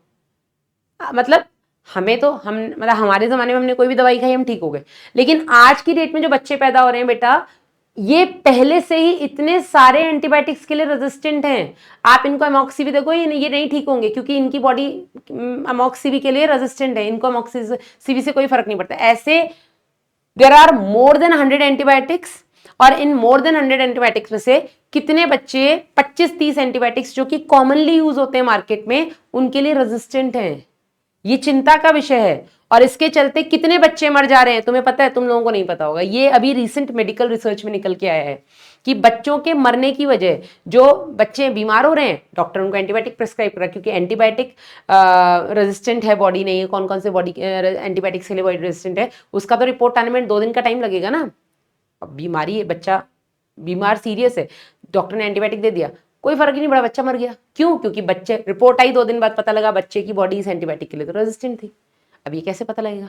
तो या तो आप अपने बच्चे का पहले ही नॉर्मल टेस्ट करा के रख लो कि भैया पता कर लें हमारा बच्चा कौन कौन से एंटीबायोटिक्स के लिए रेजिस्टेंट है ना, ताकि इमरजेंसी में कभी कल को कोई बीमारी हो तो हम बता सके डॉक्टर को, ये इनके लिए तो मेरा बच्चा रेजिस्टेंट है, आप दूसरा एंटीबायोटिक दो, ठीक है। तो ये इंसानों ने किया है। साथ ही साथ ये जो हमने पेड़ों पर, इतने पौधों पर, फसलों पर इतने कीटनाशक छिड़के, इतने हमने खरपतवार नाशक वगैरह जो छिड़के, उस टाइम पर तो हमने छिड़क दिए, अपनी फसलों को बचा लिया, लेकिन अब उन्हीं फसलों को नुकसान करने वाले जो कीट हैं बेटा, वो इन खरपतवार और कीटनाशकों के लिए भी रेजिस्टेंट, प्रतिरोधी हो चुके हैं। अब तुम छिड़क लो इनके ऊपर कितना भी, ये नहीं मर रहे, ये तुम्हारी फसलों को भी नुकसान पहुंचा रहे, ठीक है। तो आनुवांशिकता रूपांतरित फसलें बेटा इन्हीं के ऊपर एक तरीके का फायदा करती हैं। उनके ऊपर पहली बात तो वो खुद ही रेजिस्टेंट है, उनको कोई कीट वैसे नहीं परेशान कर पाएगा, और करेगा भी मतलब कर ही नहीं पाएगा, और उनको ये रसायनों की जरूरत भी नहीं है, ठीक है ना। ये नीट 2020 में आया हुआ क्वेश्चन है कि मानव की क्रिया के चलते जो विकास हुआ है उसका कोई एग्जाम्पल बता सकते हो क्या? अगला है बेटा आपका अनुकूली विकर्ण। क्या होता है अनुकूली विकर्ण? मतलब किसी भी एक पूर्वज से एक बायोजोग्राफिकल एरिया में, एक जैव भौगोलिक स्थान में, एक जैव भौगोलिक क्षेत्र में, ठीक है, एक पूर्वज से विकसित हुई जो संतानें हैं उनका अलग अलग परिस्थितियों में जाना और अलग अलग प्राकृतिक परिस्थितियों के हिसाब से उनका उन परिस्थितियों के हिसाब से अपना अनुकूलन कर लेना, एक जैव भौगोलिक क्षेत्र में ही, ठीक है। तो इसका बेटा, इसको हम बोलते हैं अनुकूली विकर्ण। विकर्ण मतलब अलग अलग दिशाओं में रेडिएट हुए और अनुकूलन कर लिया उन दिशाओं के हिसाब से, तो इसको हम बोलते हैं अडैप्टिव रेडिएशन, अनुकूली विकर्ण। तो एक विशेष भू भौगोलिक क्षेत्र में विभिन्न प्रजातियों के विकास का प्रक्रम एक बिंदु से शुरू होकर अन्य भू भौगोलिक क्षेत्रों तक प्रसारित होना, ठीक है। तो एक बिंदु से शुरू होकर के किसी एक जैव भौगोलिक क्षेत्र में या किसी एक भू भौगोलिक क्षेत्र में, बायोजियोग्राफिकल एरिया में, एक पूर्वज से बेटा अलग अलग संतानें उत्पन्न हुई, सब अलग अलग दिशाओं में गई और वहां के हिसाब से उन्होंने अपना अनुकूलन कर लिया, तो नई नई प्रजातियां विकसित हो गई, 1 से 5 बन गई, समझे नहीं। इसको हम बोलते हैं अनुकूली विकर्ण। और इसी अनुकूली विकर्ण का उदाहरण बेटा हमने भी देखा था डार्विन फिंचेस, जो हमने पीछे जिक्र किया था, ठीक है। डार्विन फिंचेस में बेटा हमने ये देखा कि जो इनकी मूल जो फिंच है, जो मूल चिड़िया है, छोटी सी काली सी चिड़िया, वो तो बेटा बीज खाती थी, लेकिन उससे जो अनुकूली विकर्ण होकर के नई नई प्रजातियां बनी 6 तरीके की, कोई पौधे खा रही है, ठीक है, कोई कीड़े खा रही है, कोई सिर्फ चोंची मार रही है बैठ करके उसमें, वुड पेकर जिनको हम बोलते हैं, ठीक है। तो लेकिन इन सबके जो पूर्वज चिड़िया थी वो बीज खाती थी, ठीक है। और यही उन्होंने कहा था डार्विन ने कि ये अलग से नहीं आई हैं, ये इसी आइलैंड पर, इसी द्वीप पे बेटा ये प्रजातियां विकसित हुई हैं और ये सब एक ही से विकसित हुई हैं। और इनके जो पूर्वज हैं बेटा, वो पूर्वज क्या खाते हैं, वो पूर्वज खाते थे बीज, ठीक है। इनको डार्विन फिंचेस का नाम दिया। ऐसा ही बेटा और एक अनुकूली विकर्ण ऑस्ट्रेलिया में देखने को मिला, जिनको हम बोलते हैं ऑस्ट्रेलियाई मार्सुपियल्स, ठीक है।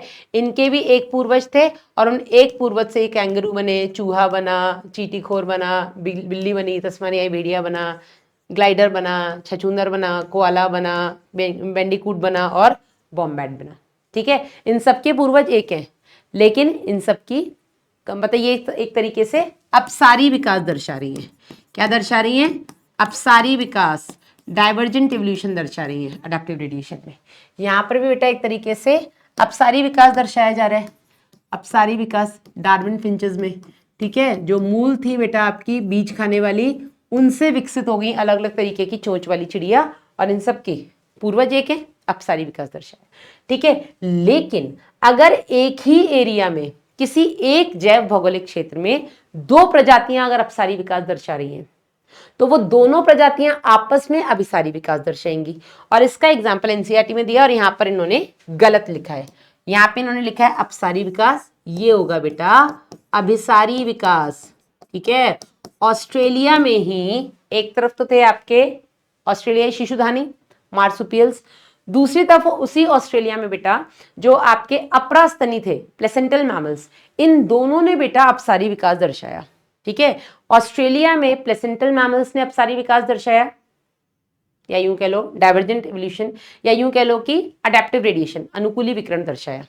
तो यहां पर बेटा जो अपरास्तनी की 5 प्रजातियां बनी, इनसे जो 5 प्रजातियां बनी, इनके समान पूर्वज थे पर सबके काम अलग हो गए। तो ये क्या है, ये पांचों आपस में क्या दर्शा रहे हैं, अपसारी विकास, ठीक है। इसी ऑस्ट्रेलिया में एक और प्रजाति आई, ठीक है, और वो है आपके ऑस्ट्रेलियन मार्सुपियल्स। इसके ये मूल और इनसे जो 5 बने नई प्रजातियां, ये भी आपस में क्या दर्शा रही हैं, अपसारी विकास। तो ऑस्ट्रेलियाई मार्सुपियल्स अपसारी विकास दर्शा रहे हैं, यहां पर आपके प्लेसेंटल मैमल्स अपसारी विकास दर्शा रहे हैं, लेकिन ये दोनों आपस में, दोनों के पूर्वज अलग हैं, ठीक है। लेकिन जो इनके ये बने हैं प्रजातियां, इनसे जो नई बनी है, ये एक परिस्थिति में आने के कारण एक जैसे लक्षण दिखा रही हैं। तो ये आपस में क्या दर्शा, ये 5 और ये 5 आपस में क्या दर्शा रहे हैं, ये दर्शा रहे हैं आपस में अभिसारी विकास। 5 मतलब ये और ये और ये और ये, ठीक है। तो ये आपस में दर्शा रही हैं अभिसारी विकास, लेकिन इंडिविजुअल अगर हम एक एक प्रजाति की बात करें तो ये दिखा रही हैं अपसारी विकास। तो आपको बेटा ये टेबल रटा हुआ होना चाहिए कि अगर हम बात करें आपके अपरास्तनी छछूंदर की, तो अपरास्तनी छछूंदर के साथ अभिसारी विकास कौन सा ऑस्ट्रेलियाई मार्सुपियल दर्शाता है या ऑस्ट्रेलियाई शिशुधानी दर्शाता है, तो वो आपका हो गया शिशुधानी स्तनी छछूंदर, ठीक है। अप्रास्तनी छछूंदर के साथ अभिसारी विकास कौन दिखा रहा है? शिशुधानी स्तनी छछूंदर। ठीक है। चींटीखोर जो अप्रास्तनीय है, इसके साथ कौन सा शिशुधानी बेटा अपना अभिसारी विकास दर्शा रहा है? नमबैट। ठीक है। चूहे के साथ शिशुधानी चूहा, लेमर के साथ धब्बेदार कसकस, उड़न गिलहरी के साथ उड़न फैलेंजर, बॉबकैट के साथ तस्मानियाई टाइगर कैट और आपके भेड़िए के साथ तस्मानियाई भेड़िया। तो ये बेटा पांचों जो हैं ये ऑस्ट्रेलियाई शिशुधानी के हैं, मतलब इन सबके पूर्वज एक है, लेकिन ये पांचों आपस में अपसारी विकास दर्शा रहे हैं। ये पांचों आपस में अपसारी विकास दर्शा रहे हैं, लेकिन ये दोनों ये आपस में बेटा ये आपस में अभिसारी विकास दर्शा रहे हैं। अलग पूर्वज, एक जैसा काम। देखो ये भी उड़ रहा है, ये भी उड़ रहा है, पूर्वज दोनों के अलग है, काम एक जैसा है, तो अभिसारी विकास। डन। यहां से आपका क्वेश्चन आता है।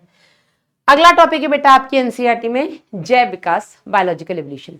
जैव विकास में बेटा डार्विन का सिद्धांत तो था ही, जिसमें उन्होंने प्राकृतिक वर्ण को मेन कंसेप्ट बोला था कि भैया प्रकृति अपना वर्ण खुद करती है। लेकिन प्राकृतिक वर्ण में इनके अंदर भी बेटा जो दो की कॉन्सेप्ट थे बेटा, वो पहला था आपका ब्रांचिंग डिसेंट, दूसरा था बेटा आपका नेचुरल सिलेक्शन।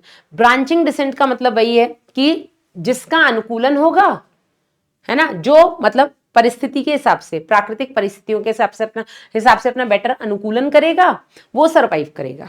जो सरवाइव करेगा वो ज्यादा बच्चे पैदा करेगा, क्योंकि इन्होंने रिप्रोडक्टिव फिटनेस को अल्टीमेट फिटनेस बोला था। ठीक है। वो ज्यादा बच्चे पैदा करेगा। ज्यादा बच्चे पैदा अगर वो करेगा तो उसके अंदर जो अनुकूलन वाले लक्षण थे वो सारे लक्षण उसके बच्चों में जाएंगे, वंशानुगत होंगे। तो इन्होंने लिखा अनुकूलन क्षमता जो होती है वो वंशानुगत होती है।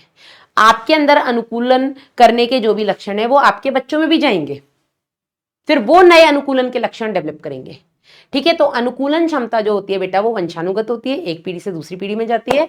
और ये जो अनुकूलन क्षमता है, जितना ज्यादा अनुकूलन क्षमता होगी उतना ज्यादा जनन होगा। ठीक है। इसको हम बोलते हैं ब्रांचिंग डिसेंट, यानी कि इसकी हिंदी कुछ और थी, श करके कुछ तो था, शरबती कुछ तो था ऐसा। ठीक है। ब्रांचिंग डिसेंट और प्राकृतिक वर्ण, ये दो बेटा की कॉन्सेप्ट थे डार्विन के सिद्धांत के। एनसीईआरटी ने लिखा है, मैं पता नहीं कैसे भूल गई। इसके बाद बेटा इसी समय डार्विन से पहले लेमार्क अंकल आ चुके थे, जीन बैप्टिस्ट लेमार्क। इन्होंने लेमार्किज्म दिया था, लेमार्कवाद दिया था। इनके सिद्धांत के हिसाब से जो विकास हुआ उसका कारण है कि अंगों का उपयोग और दुरुपयोग, जिस अंग का जितना ज्यादा उपयोग होगा वो उतना ज्यादा विकसित होता चला जाएगा, इसके चलते विकास होगा, एवोल्यूशन होगा। इसका इन्होंने उदाहरण दिया था बेटा जिराफ की लंबी गर्दन का बता करके। देखो जिराफ के जो पूर्वज थे उनकी लंबी गर्दन नहीं थी, लेकिन क्योंकि उन्होंने लगातार पेड़ की टहनियों को ही अपना खाना बनाया, उन्होंने जमीन से खाना मतलब घास नहीं खाई, तो पेड़ की टहनियों से पत्ते खाए, जिसकी वजह से उन्होंने उचकना शुरू किया और उनकी गर्दन लंबी होती चलेगी। लेकिन ये एक पीढ़ी में नहीं हुआ, ये हजारों सालों में हुआ। इसमें कई सारी पीढ़ियों के बाद ये इतना देखने लायक बदलाव मिला। ठीक है। इसी में बेटा इसी समय आता है एक रॉबर्ट थॉमस माल्थस करके। इन्होंने बेटा एक किताब लिखी थी, an essay on the population of growth. ठीक है। Sorry, an essay on the principle of population. ठीक है। इस किताब को पढ़ के भी डार्विन बहुत ज्यादा मतलब वो हुए थे कि मतलब यार बहुत सही बात बोली, क्योंकि डार्विन का भी ऐसा ही मानना था। इन्होंने ये बोला था कि भैया जो जीवों की जनसंख्या है, किसी भी एक जीव प्रजाति को आप ले लो, उनकी जनसंख्या तो एकदम से बढ़ती है। ठीक है। विस्फोटक रूप से बढ़ती है, लेकिन जिन संसाधनों पर वो डिपेंडेंट है, जिसमें सबसे बेसिक हो गया, आप चलो इंसान के लिए तो रोटी कपड़ा मकान है, लेकिन जानवर के लिए तो केवल खाना और मकान है, रहने को कोई सुरक्षित जगह मिल जाए और खाना मिल जाए, उनको थोड़ा ना कपड़ा चाहिए। तो जो भी है बेटा, जो भी उनके संसाधन है, जो भी काम के संसाधन है, संसाधनों का विकास धीरे धीरे होता है, लेकिन जनसंख्या विकास एकदम विस्फोटक रूप से होता है। तो लिमिटेड संसाधनों के लिए वो जो बढ़ी हुई जनसंख्या है वो आपस में कंपीट करती है, और उस कंपटीशन में, उस प्रतिस्पर्धा में जो ज्यादा फिट होता है वो सरवाइव करता है, जो सरवाइव करता है वो आगे अपनी जनसंख्या बढ़ाता है। यही चीज बेटा डार्विन ने कही थी। ठीक है। इसके बाद आते हैं बेटा, अगला है विकास की क्रियाविधि। तो यहाँ पर ह्यूगो डी व्रीज का जिक्र करना बहुत जरूरी है। लेमार्क ने दिया अंगों के उपयोग और दुरुपयोग का सिद्धांत। ठीक है। डार्विन ने दिया प्राकृतिक वर्ण का सिद्धांत। फिर आता है आपका ह्यूगो डी व्रीज, इनका उत्परिवर्तन का सिद्धांत। ह्यूगो डी व्रीज ने बेटा 20वीं सदी के पहले दशक में एक उत्परिवर्तन का सिद्धांत दिया था। उत्परिवर्तन होता क्या है? अचानक से जेनेटिक मटेरियल में बदलाव आ जाना, अचानक से आनुवांशिक पदार्थ में बदलाव आ जाना।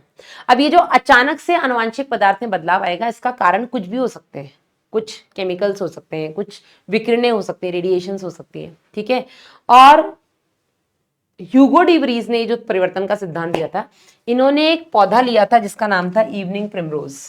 ठीक है, इन्होंने उत्परिवर्तन का सिद्धांत एक इवनिंग प्रिमरोज नाम के फूल के ऊपर कुछ एक्सपेरिमेंट करके दिया था। ठीक है, इन्होंने इवनिंग प्रिमरोज पर एक्सपेरिमेंट्स किए थे, प्रयोग किए थे, जिसके बाद इन्होंने उत्परिवर्तन का सिद्धांत दिया था। इनके हिसाब से जो विकास होता है वो अचानक हो जाता है और किसी भी दिशा में हो सकता है। भाई, जो उत्परिवर्तन होता है वो अचानक होगा और किसी भी दिशा में हो सकता है। एक ही जनसंख्या की या एक ही प्रजाति की जनसंख्या के कई सारे लोगों में हो सकता है उत्परिवर्तन एक साथ, और आए दिन होता रहता है इनके हिसाब से। बट ऐसा नहीं होता बेटा, उत्परिवर्तन इज नॉट दैट कॉमन जितना कि ह्यूगो डी वरीज ने बोला था। उत्परिवर्तन होता है कभी 25, 30, 50 साल में एक बार, और जब होता है तो कुछ एक दो जीवों में होता है। इनके हिसाब से जो, चलो गायों में हुआ तो 100 की भीड़ थी, 50 में एक साथ हो गया, नहीं, ऐसा नहीं होता था। ठीक है, तो अगर हम ह्यूगो डी वरीज की बात करें, ठीक है, उत्परिवर्तन हो सकता है और उत्परिवर्तन एक कारण हो सकता है विकास का, लेकिन उत्परिवर्तन ही कारण हो विकास का, ये जरूर, ये बिल्कुल संभव नहीं है। उत्परिवर्तन एक कारण हो सकता है विकास का, लेकिन सिर्फ उत्परिवर्तन विकास का कारण नहीं हो सकता। लेकिन ह्यूगो डी वरीज के हिसाब से विकास का कारण था केवल उत्परिवर्तन। इनके हिसाब से जो विकास होता है वो रैंडम होता है, यादृच्छिक, अचानक से हो जाएगा और किसी भी दिशा में हो जाएगा। मतलब हो सकता है विकास आपका पॉजिटिव डायरेक्शन में हो, फॉरवर्ड डायरेक्शन में हो, ज्यादा अनुकूलन के हिसाब से हो प्रकृति में। हो सकता है विकास निगेटिव डायरेक्शन में हो जाए, एकदम ही निगेटिव डायरेक्शन में होगा तो मर ही जाएगा इंसान, ठीक है, या जो भी जीव होगा, क्योंकि वो प्रकृति के हिसाब से अनुकूलन नहीं कर पाएगा। तो इनके हिसाब से जो उत्परिवर्तन है बेटा वो विकास का कारण है, और उत्परिवर्तन यादृच्छिक होता है, रैंडम होता है, दिशाहीन होता है, किसी भी दिशा में हो सकता है, ज्यादा विकसित जीव बना सकता है, कम विकसित जीव बना सकता है। ठीक है, इनके हिसाब से प्रजाति जो नई बन रही है उसका कारण केवल प्रजाति, नई प्रजाति बनने का कारण केवल उत्परिवर्तन है। इनके हिसाब से बेटा इन्होंने इसको सॉल्टेशन का नाम भी दिया था। सॉल्टेशन मतलब एक ही स्टेप में बहुत बड़ा बदलाव आ जाए, सिंगल स्टेप लार्ज म्यूटेशन, जिसको हमने कहा था कि केवल एक ही जनरेशन में अचानक, मतलब अच्छा खासा जिराफ है जिसकी लंबी गर्दन है, ठीक है, इतनी लंबी गर्दन है, अचानक से उसका बच्चा पैदा हुआ जिसकी छोटी सी गर्दन है, सिंगल स्टेप, एक ही पीढ़ी में इतना बड़ा बदलाव हो गया और उसके चलते अचानक से नई प्रजाति बन गई जिराफ की। समझ रहे हो? तो ठीक था, लेकिन इतना ठीक नहीं था जितना है। हाँ, उत्परिवर्तन एक कारण हो सकता है, और वो भी क्यों हो सकता है, उसका कारण भी ये है बेटा कि हमने ये माना था कि जो रासायनिक विकास हुआ है, अजैविक जो इनऑर्गेनिक कंपाउंड्स बने उनसे कुछ ऑर्गेनिक बने, ऑर्गेनिक में बायोमोलिक्यूल्स छोटे वाले बने, माइक्रो बायोमोलिक्यूल्स बने, इनके मिलने से मैक्रो बायोमोलिक्यूल्स बने। अब मैक्रो बायोमोलिक्यूल्स जब आपस में मिले तो कुछ तो कोशिका जैसी संरचना बनी जिसको हमने प्रोटोबायोन्ट्स बोल दिया था। लेकिन जो प्रोटोबायोन्ट्स थे इनमें जनन करने की क्षमता कहां से आई? ये जनन करने की क्षमता को हम ऐसा मानते हैं कि उत्परिवर्तन कुछ हुआ होगा जिसके चलते अचानक से इनमें जनन करने की क्षमता आई। तो उत्परिवर्तन विकास का एक कारण हो सकता है, लेकिन ह्यूगो डी वरीज के हिसाब से केवल उत्परिवर्तन ही विकास का कारण है, उत्परिवर्तन के कारण ही नई प्रजातियां बन रही हैं, ये बिल्कुल गलत था। ठीक है, इसके बाद आता है बेटा आपका हार्डी-वीनबर्ग सिद्धांत। हार्डी-वीनबर्ग सिद्धांत बहुत ही मजेदार है। हार्डी-वीनबर्ग सिद्धांत ये बोलता है कि किसी भी एक प्रजाति की जनसंख्या अगर आप लेते हैं तो उस जनसंख्या में जो एलीलिक फ्रीक्वेंसी होती है, जो अलील की आवृत्तियां होती हैं, और उसके जो लोकाय, उनकी जो पोजीशन होती है वो बहुत स्थिर मतलब कि वो फिक्स होती है, कांस्टेंट होती है, वो बदलती नहीं है। ठीक है, और ये जो अलील फ्रीक्वेंसी है, ये जो लोकाय है, उसकी जो लोकेशन है एलील्स की, ये फिक्स है और ये अगली अगली पीढ़ियों में चलती रहती है, ऐसा हार्डी-वीनबर्ग सिद्धांत ने बोला। ठीक है, अब इन्होंने ये बोला कि अगर ये फिक्स रहेगी एलीलिक फ्रीक्वेंसी किसी भी एक जनसंख्या की, जिसको हम मिलाकर के जीन पूल बोल देते हैं, ठीक है, जीन्स का एक पूल है, ठीक है, ये नहीं बदल रहा है, ठीक है, जीन पूल अगर किसी प्रजाति का नहीं बदल रहा है मतलब उसमें कोई विकास नहीं हो रहा है, और कोई विकास नहीं हो रहा है मतलब उसमें जेनेटिक इक्विलिब्रियम बना हुआ है, आनुवांशिक संतुलन हो रहा है, और जब तक ये आनुवांशिक संतुलन है तब तक विकास नहीं होगा। ठीक है, जब तक आनुवांशिक संतुलन किसी भी जीव की जनसंख्या के अंदर बना हुआ है, उसके जेनेटिक फ्रीक्वेंसी जो एलीलिक फ्रीक्वेंसी है वो सेम है। ठीक है, एलीलिक फ्रीक्वेंसी में कोई बदलाव नहीं हो रहा है और वो एलीलिक फ्रीक्वेंसी अगली पीढ़ियों में जा भी रही है, तब तक बेटा उस प्रजाति का, उस जनसंख्या का विकास भी नहीं हो रहा है। लेकिन ये जो एलीलिक फ्रीक्वेंसी है, ये जो आनुवांशिक संतुलन है, जो जेनेटिक इक्विलिब्रियम बना हुआ है, इसको 5 कारण हैं जो कि प्रभावित कर सकते हैं। वो 5 कारण कौन कौन से हैं? आपका जीन प्रवाह, एक प्रजाति से कुछ लोग निकल के दूसरी में जा रहे हैं, दूसरी से निकल के यहाँ आ रहे हैं, या क्या बोलते हैं, जेनेटिक ड्रिफ्ट, आनुवांशिक विचलन, या इसको हम आनुवांशिक अपवाह भी बोलते हैं। आनुवांशिक अपवाह एक तरीके से सडन होता है, बाई चांस होता है, ठीक है। जैसे भूकंप आ गया, वहाँ की बिल्कुल जो प्रजातियों की जनसंख्या थी बिल्कुल अलट पलट हो गई, बोलते हैं ना, उलट पलट हो गई, कि पहले तो यहाँ पे कुत्ते बहुत थे, बिल्लियां कम थी, अब कुत्ते इतने सारे मर गए उस भूकंप पे, अब कुत्ते 2-4 रह गए, बिल्लियों का आतंक आ गया है, ठीक है। तो इसको हम बोलते हैं अनुवांशिक विचलन, जेनेटिक ड्रिफ्ट। एक तो हो गया जीन माइग्रेशन, ये क्या है आपका, ये हो गया gene migration. Gene migration planned way में होता है, एक जनसंख्या से कुछ लोग निकल के दूसरी जनसंख्या में जा रहे हैं, वहां से निकल के, तो ये हो गया जीन माइग्रेशन, ठीक है। दूसरा होता है जेनेटिक ड्रिफ्ट, अचानक से ऐसा बदलाव हुआ, बाय चांस, ये संयोगवश होता है, इसको हम बोलते हैं जेनेटिक ड्रिफ्ट, ठीक है। ये संयोगवश होता है, बाय चांस, इसको हम बोलेंगे बाय चांस, ठीक है, ऐसा इवेंट हो जाए, ठीक है। फिर होता है उत्परिवर्तन, हो सकता है उत्परिवर्तन, लेकिन इतना फ्रीक्वेंट नहीं होता है, सालों में कभी एक बार होता है। आनुवांशिक पुनर्योग, जेनेटिक रिकॉम्बिनेशन हो सकता है, ठीक है, और जेनेटिक रिकॉम्बिनेशन सेक्सुअल रिप्रोडक्शन में होता ही है, ठीक है, जहां पर मियोसिस से युग्मक बनते हैं और फिर वो दोनों युग्मक नर और मादा के आपस में मिलकर के युग्मनज बनाते हैं, तो वहां पे जेनेटिक रिकॉम्बिनेशन हो ही रहा है। प्राकृतिक वर्ण, उत्परिवर्तन इज म्यूटेशन और प्राकृतिक वर्ण इज आपका नेचुरल सिलेक्शन, ठीक है। तो ह्यूगो डी व्रीज के हिसाब से, एक मिनट, ह्यूगो डी व्रीज के हिसाब से उत्परिवर्तन था।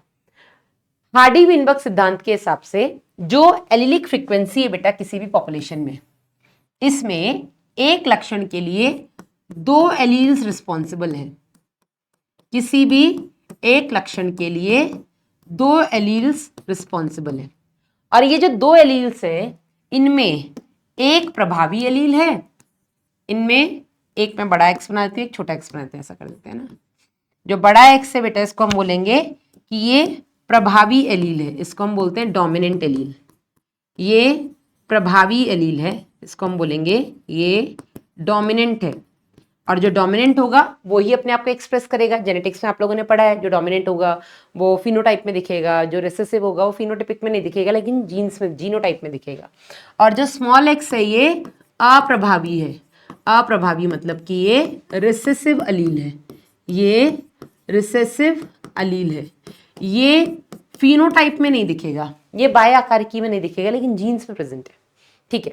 और इन्होंने प्रभावी अलील को पी और अप्रभावी अलील को क्यू का नाम दिया, मतलब इन्होंने पी और क्यू बोला इनको, और इन्होंने क्या बोला कि ये तो साम्यावस्था बनी हुई है, आनुवांशिक संतुलन है।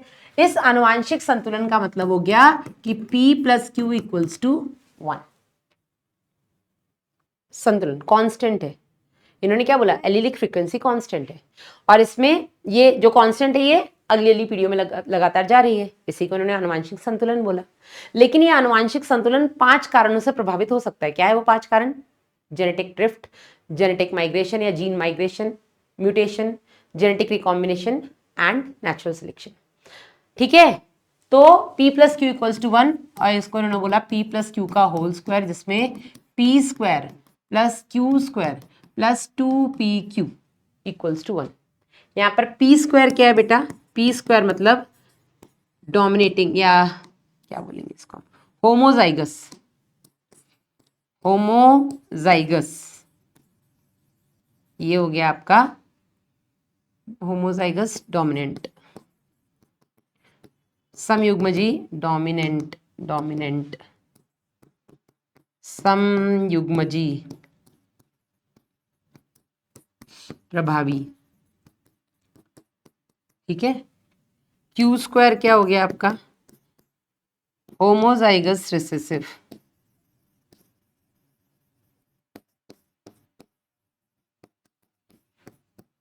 समयुग्मजी अप्रभावी,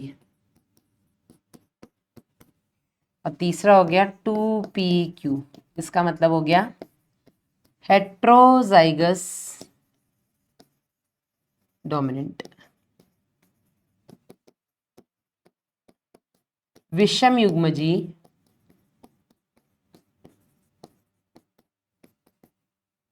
प्रभावी। आप लोगों ने जेनेटिक्स में पढ़ा होगा ना, एक टॉल प्लांट था, एक ड्वार्फ प्लांट था, ठीक है, इन दोनों के बीच में हमने वो कराया क्रॉस, तो क्या निकला, टी टी स्मॉल टी, तो T T T T T T T T. तो ये लंबा पौधा था, ये बौना पौधा था, लेकिन जब हमने इनको, ये कैसा था, ये होमोजाइगस डोमिनेंट था, होमोजाइगस रिसेसिव था, लेकिन इनको क्रॉस करा के बेटा हमें कैसे मिले सारे टी और टी। दिखने में तो सारे लंबे होंगे, तो फिनोटाइप सबका लंबा है, लेकिन जीनोटाइप में बेटा हेट्रोजाइगोसिटी आ गई है, विषम युग्मजी हो गए हैं।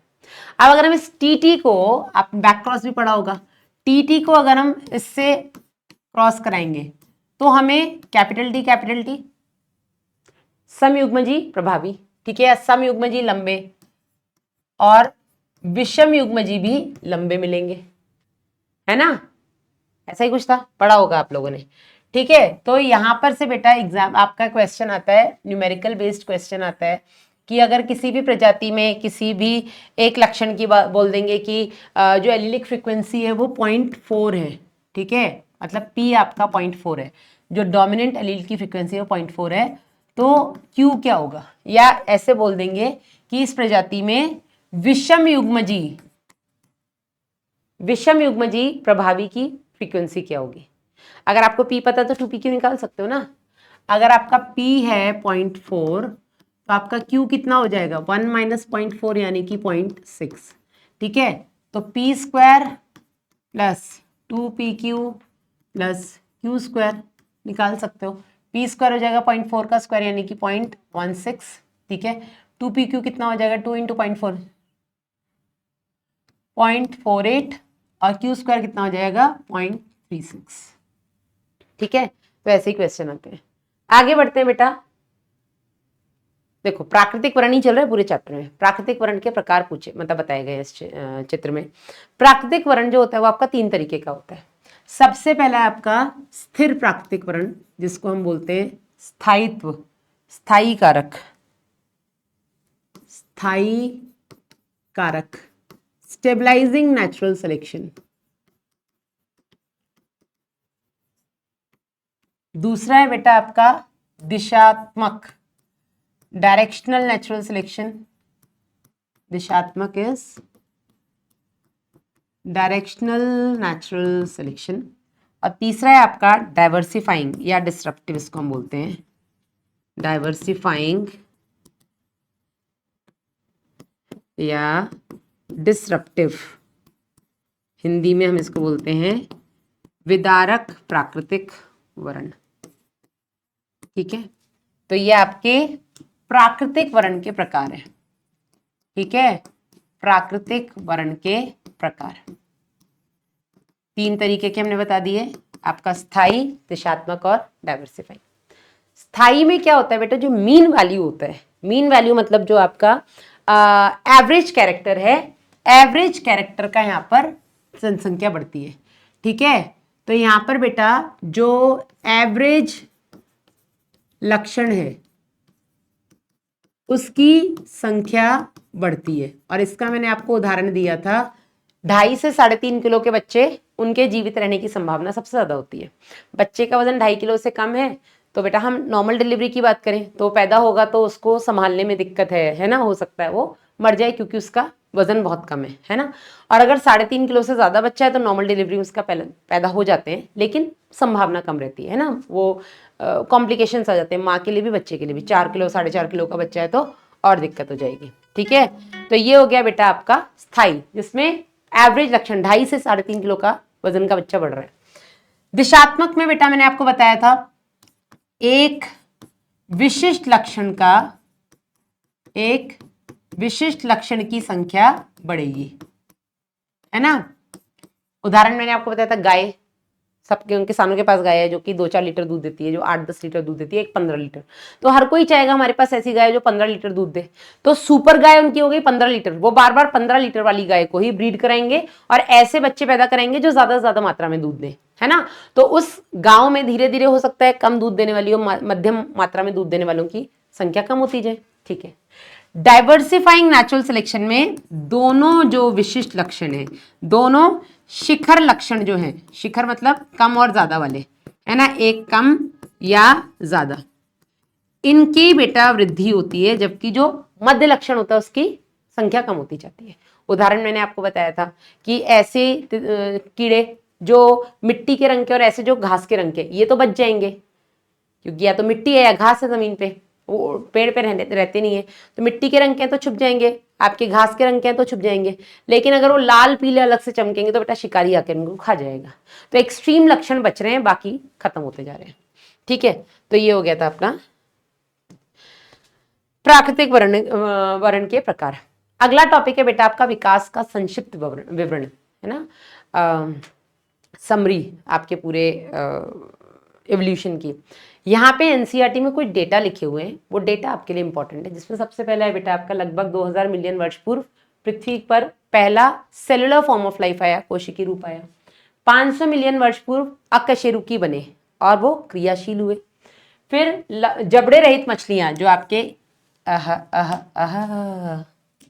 जबड़े रहित मछलियां मतलब आपके जो एगनेथा हैं, ठीक है, एगनेथा जो है वो आपके लगभग एगनेथा जो है आपके वो लगभग 350 मिलियन वर्ष पूर्व विकसित हुए होंगे। ठीक है, समुद्री खरपतवार और कुछ पौधे लगभग 320 मिलियन वर्ष पूर्व अस्तित्व में आए।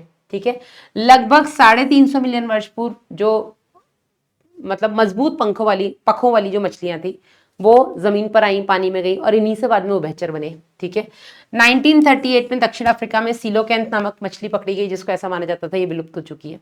ठीक है, लोबफिन जिनको पालीपरब बोलते हैं, ये सबसे पहले उभयचर के रूप में विकसित हुए।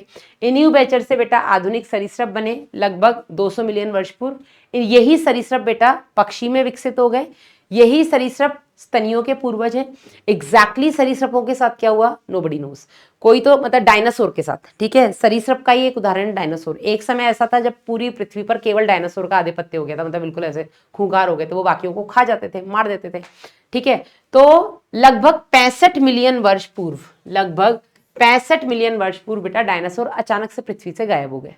अब क्या हुआ इनके साथ कोई नहीं जानता। कोई तो ये बोलता है कि डायनासोर या तो पक्षी में विकसित हो गए या डायनासोर किसी प्राकृतिक आपदा के चलते मर गए। एग्जैक्टली क्या हुआ नोबडी नोज। ठीक है, सबसे पहले जो स्तनी बने बेटा वो श्रू थे। जो जब डायनासोर का आधिपत्य हो गया था इस पूरी धरती पर, तो सबसे खतरनाक जो डायनासोर थे वो थे आपके टायरानोसोरस रेक्स। ठीक है, जो कि लगभग बहुत मतलब 20 फीट तो इनकी ऊंचाई थी। ठीक है, इनके बहुत डरावने ऐसे कटार जैसे तीखे से दांत थे, खा जाते थे।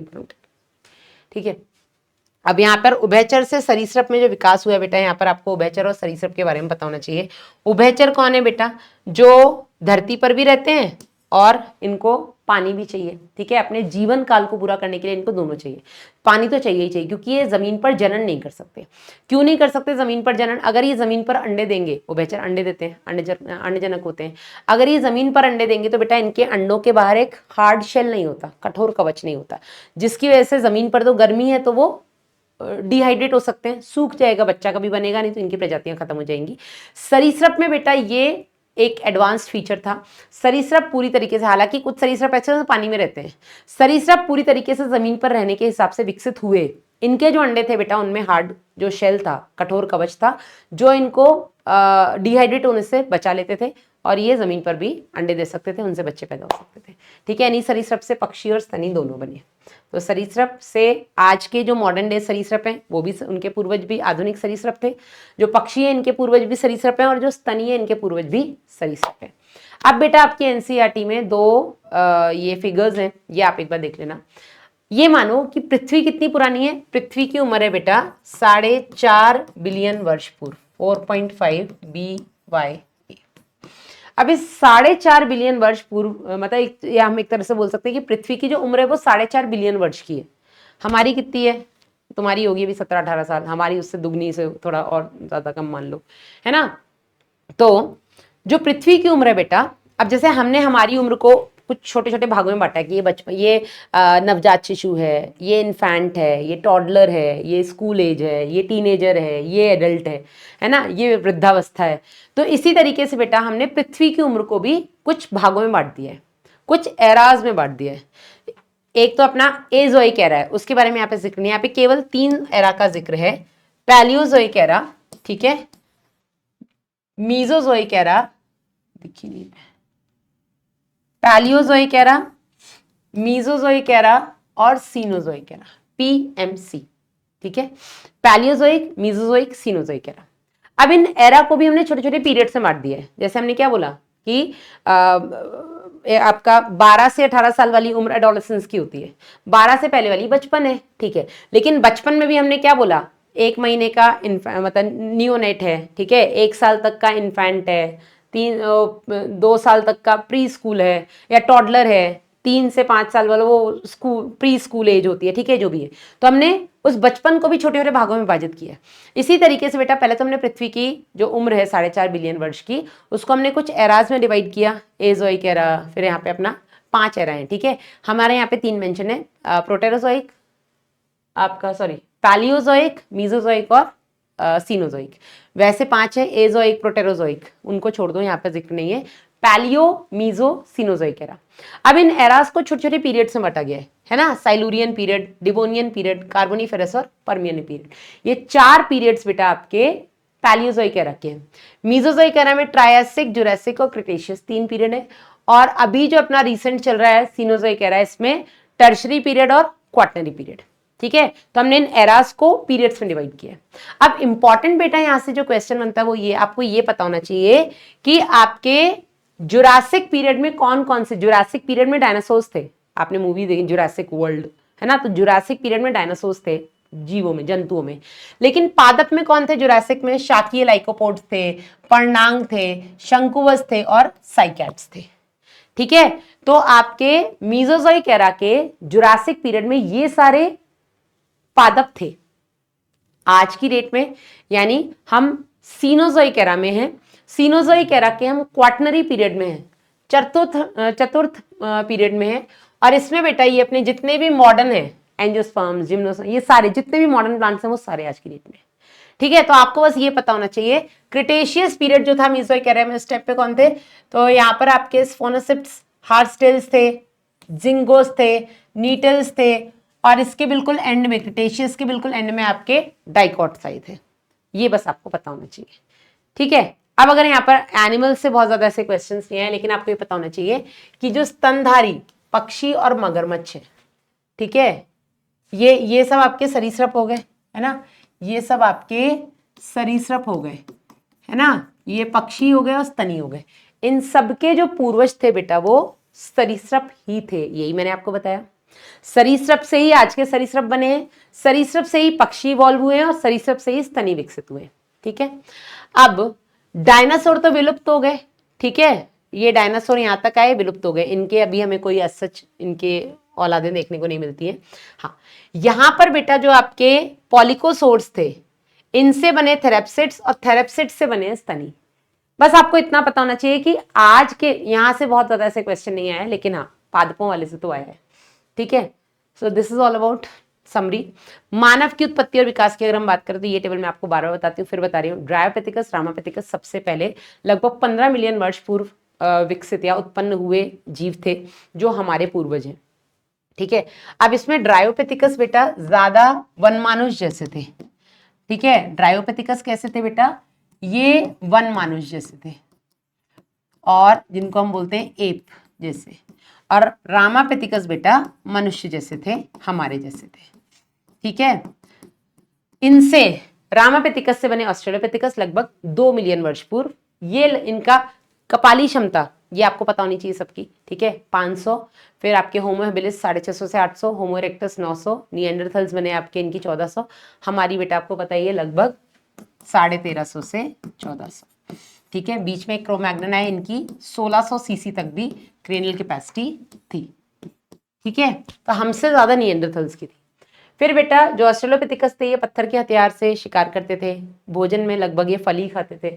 होमो इरेक्टस भी ऐसा, होमो हेबिलिस जो है इनसे भी यही पता लगता है कि मांस वास तो नहीं खाते थे। होमो इरेक्टस जरूर मांसाहारी थे। और बाकी 75,000 से 10,000 वर्ष पूर्व आधुनिक युगीन मानव आया हिमयुग में। ठीक है, लगभग 18,000 वर्ष पूर्व गुफाओं में चित्रकारी वगैरह शुरू हुई, और 10,000 साल पहले खेती बाड़ी शुरू हुई, और उसके बाद इंसान ने अपने आप को एक जगह लोकलाइज किया। उससे पहले वो एक जगह से दूसरी जगह, क्या बोलते हैं उसको, बंजारों की तरह घूमते रहते थे। ठीक है, निएंडरथल्स जो थे वो हमसे ज़्यादा उनकी कपाली क्षमता थी। ये अपने आप को ढकने के लिए, अपने शरीर को ढकने के लिए खालों का इस्तेमाल करते थे। अपने पूर्वज, जो मैं पूर्वज बोल रही हूँ, जो इनके बुजुर्ग मर जाते थे बेटा, उनको ये ज़मीन में गाड़ने का काम करते थे।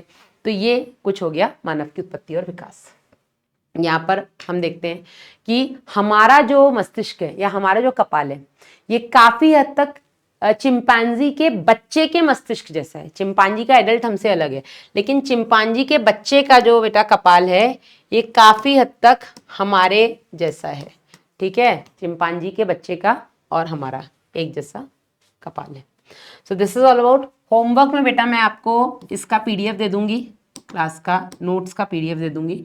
ठीक है, मैंने पहली बार इसकी एनसीईआरटी एज इट इज पढ़ाई है, तो आपको भी एनसीईआरटी रीडिंग करनी है बेटा इसके बाद। ठीक है, डीपीपी शीट मिलेगी, वो कर लीजिएगा। पीवाईक्यूज आपको मिलेंगे, वो कर लीजिएगा। इसके अलावा बेटा मॉड्यूल के और आपके पास अगर एमटीजी है तो उसके क्वेश्चंस ज़रूर प्रैक्टिस करिएगा। ठीक है, ये था अपना आखिरी चैप्टर। अब हम मिलेंगे बेटा एग्जाम वाले दिन डिस्कशन में। महारिविजन होगा, वो ज़रूर अटेंड करिएगा, अपना बहुत अच्छे से ध्यान रखिएगा। और आखिरी टाइम में बिल्कुल घबराना नहीं है। अगर आपको ऐसा लगता है कि मैडम हम भूल रहे हैं, तो ये नेचुरल है, लगता है, सब बच्चों को लगता है, लेकिन आप नहीं भूले होते हो। आप एग्जाम वाले दिन बैठोगे, आपको सब याद आएगा। बस आप प्लीज़ डेली, मैं रिक्वेस्ट करूंगी कि डेली, कम से कम, डेली नहीं भी हो पाएगा, चलो हमारा रिविजन चल रहा है, सब कुछ चल रहा है, तो कम से कम इन जो अपने दिन बचे हैं, लगभग एक हफ्ता, इसमें प्लीज़ आप 2-3 तो पेपर दे ही देना, कम से कम 3 तो दे देना। 4 दे दो तो अच्छा है, डेली 1 दे दो तो बहुत अच्छा है। ना केवल पेपर देना है बेटा, पेपर से अपनी गलतियां भी सीख लेना कि मैंने क्या गलती की है, उसको एनालाइज करके उसको करेक्ट करें। आखिरी टाइम पे कुछ ना करने का मन करे तो एग्जाम्पल्स देख लो, फिजिक्स केमिस्ट्री के रिएक्शंस, फॉर्मुलेज, ये सब देख लो, और अपना बढ़िया ध्यान रखो। नीट तुम लोग फोड़ कराओगे, आई नो। मिलेंगे बेटा एग्जाम वाले दिन। Till then bye bye, take care.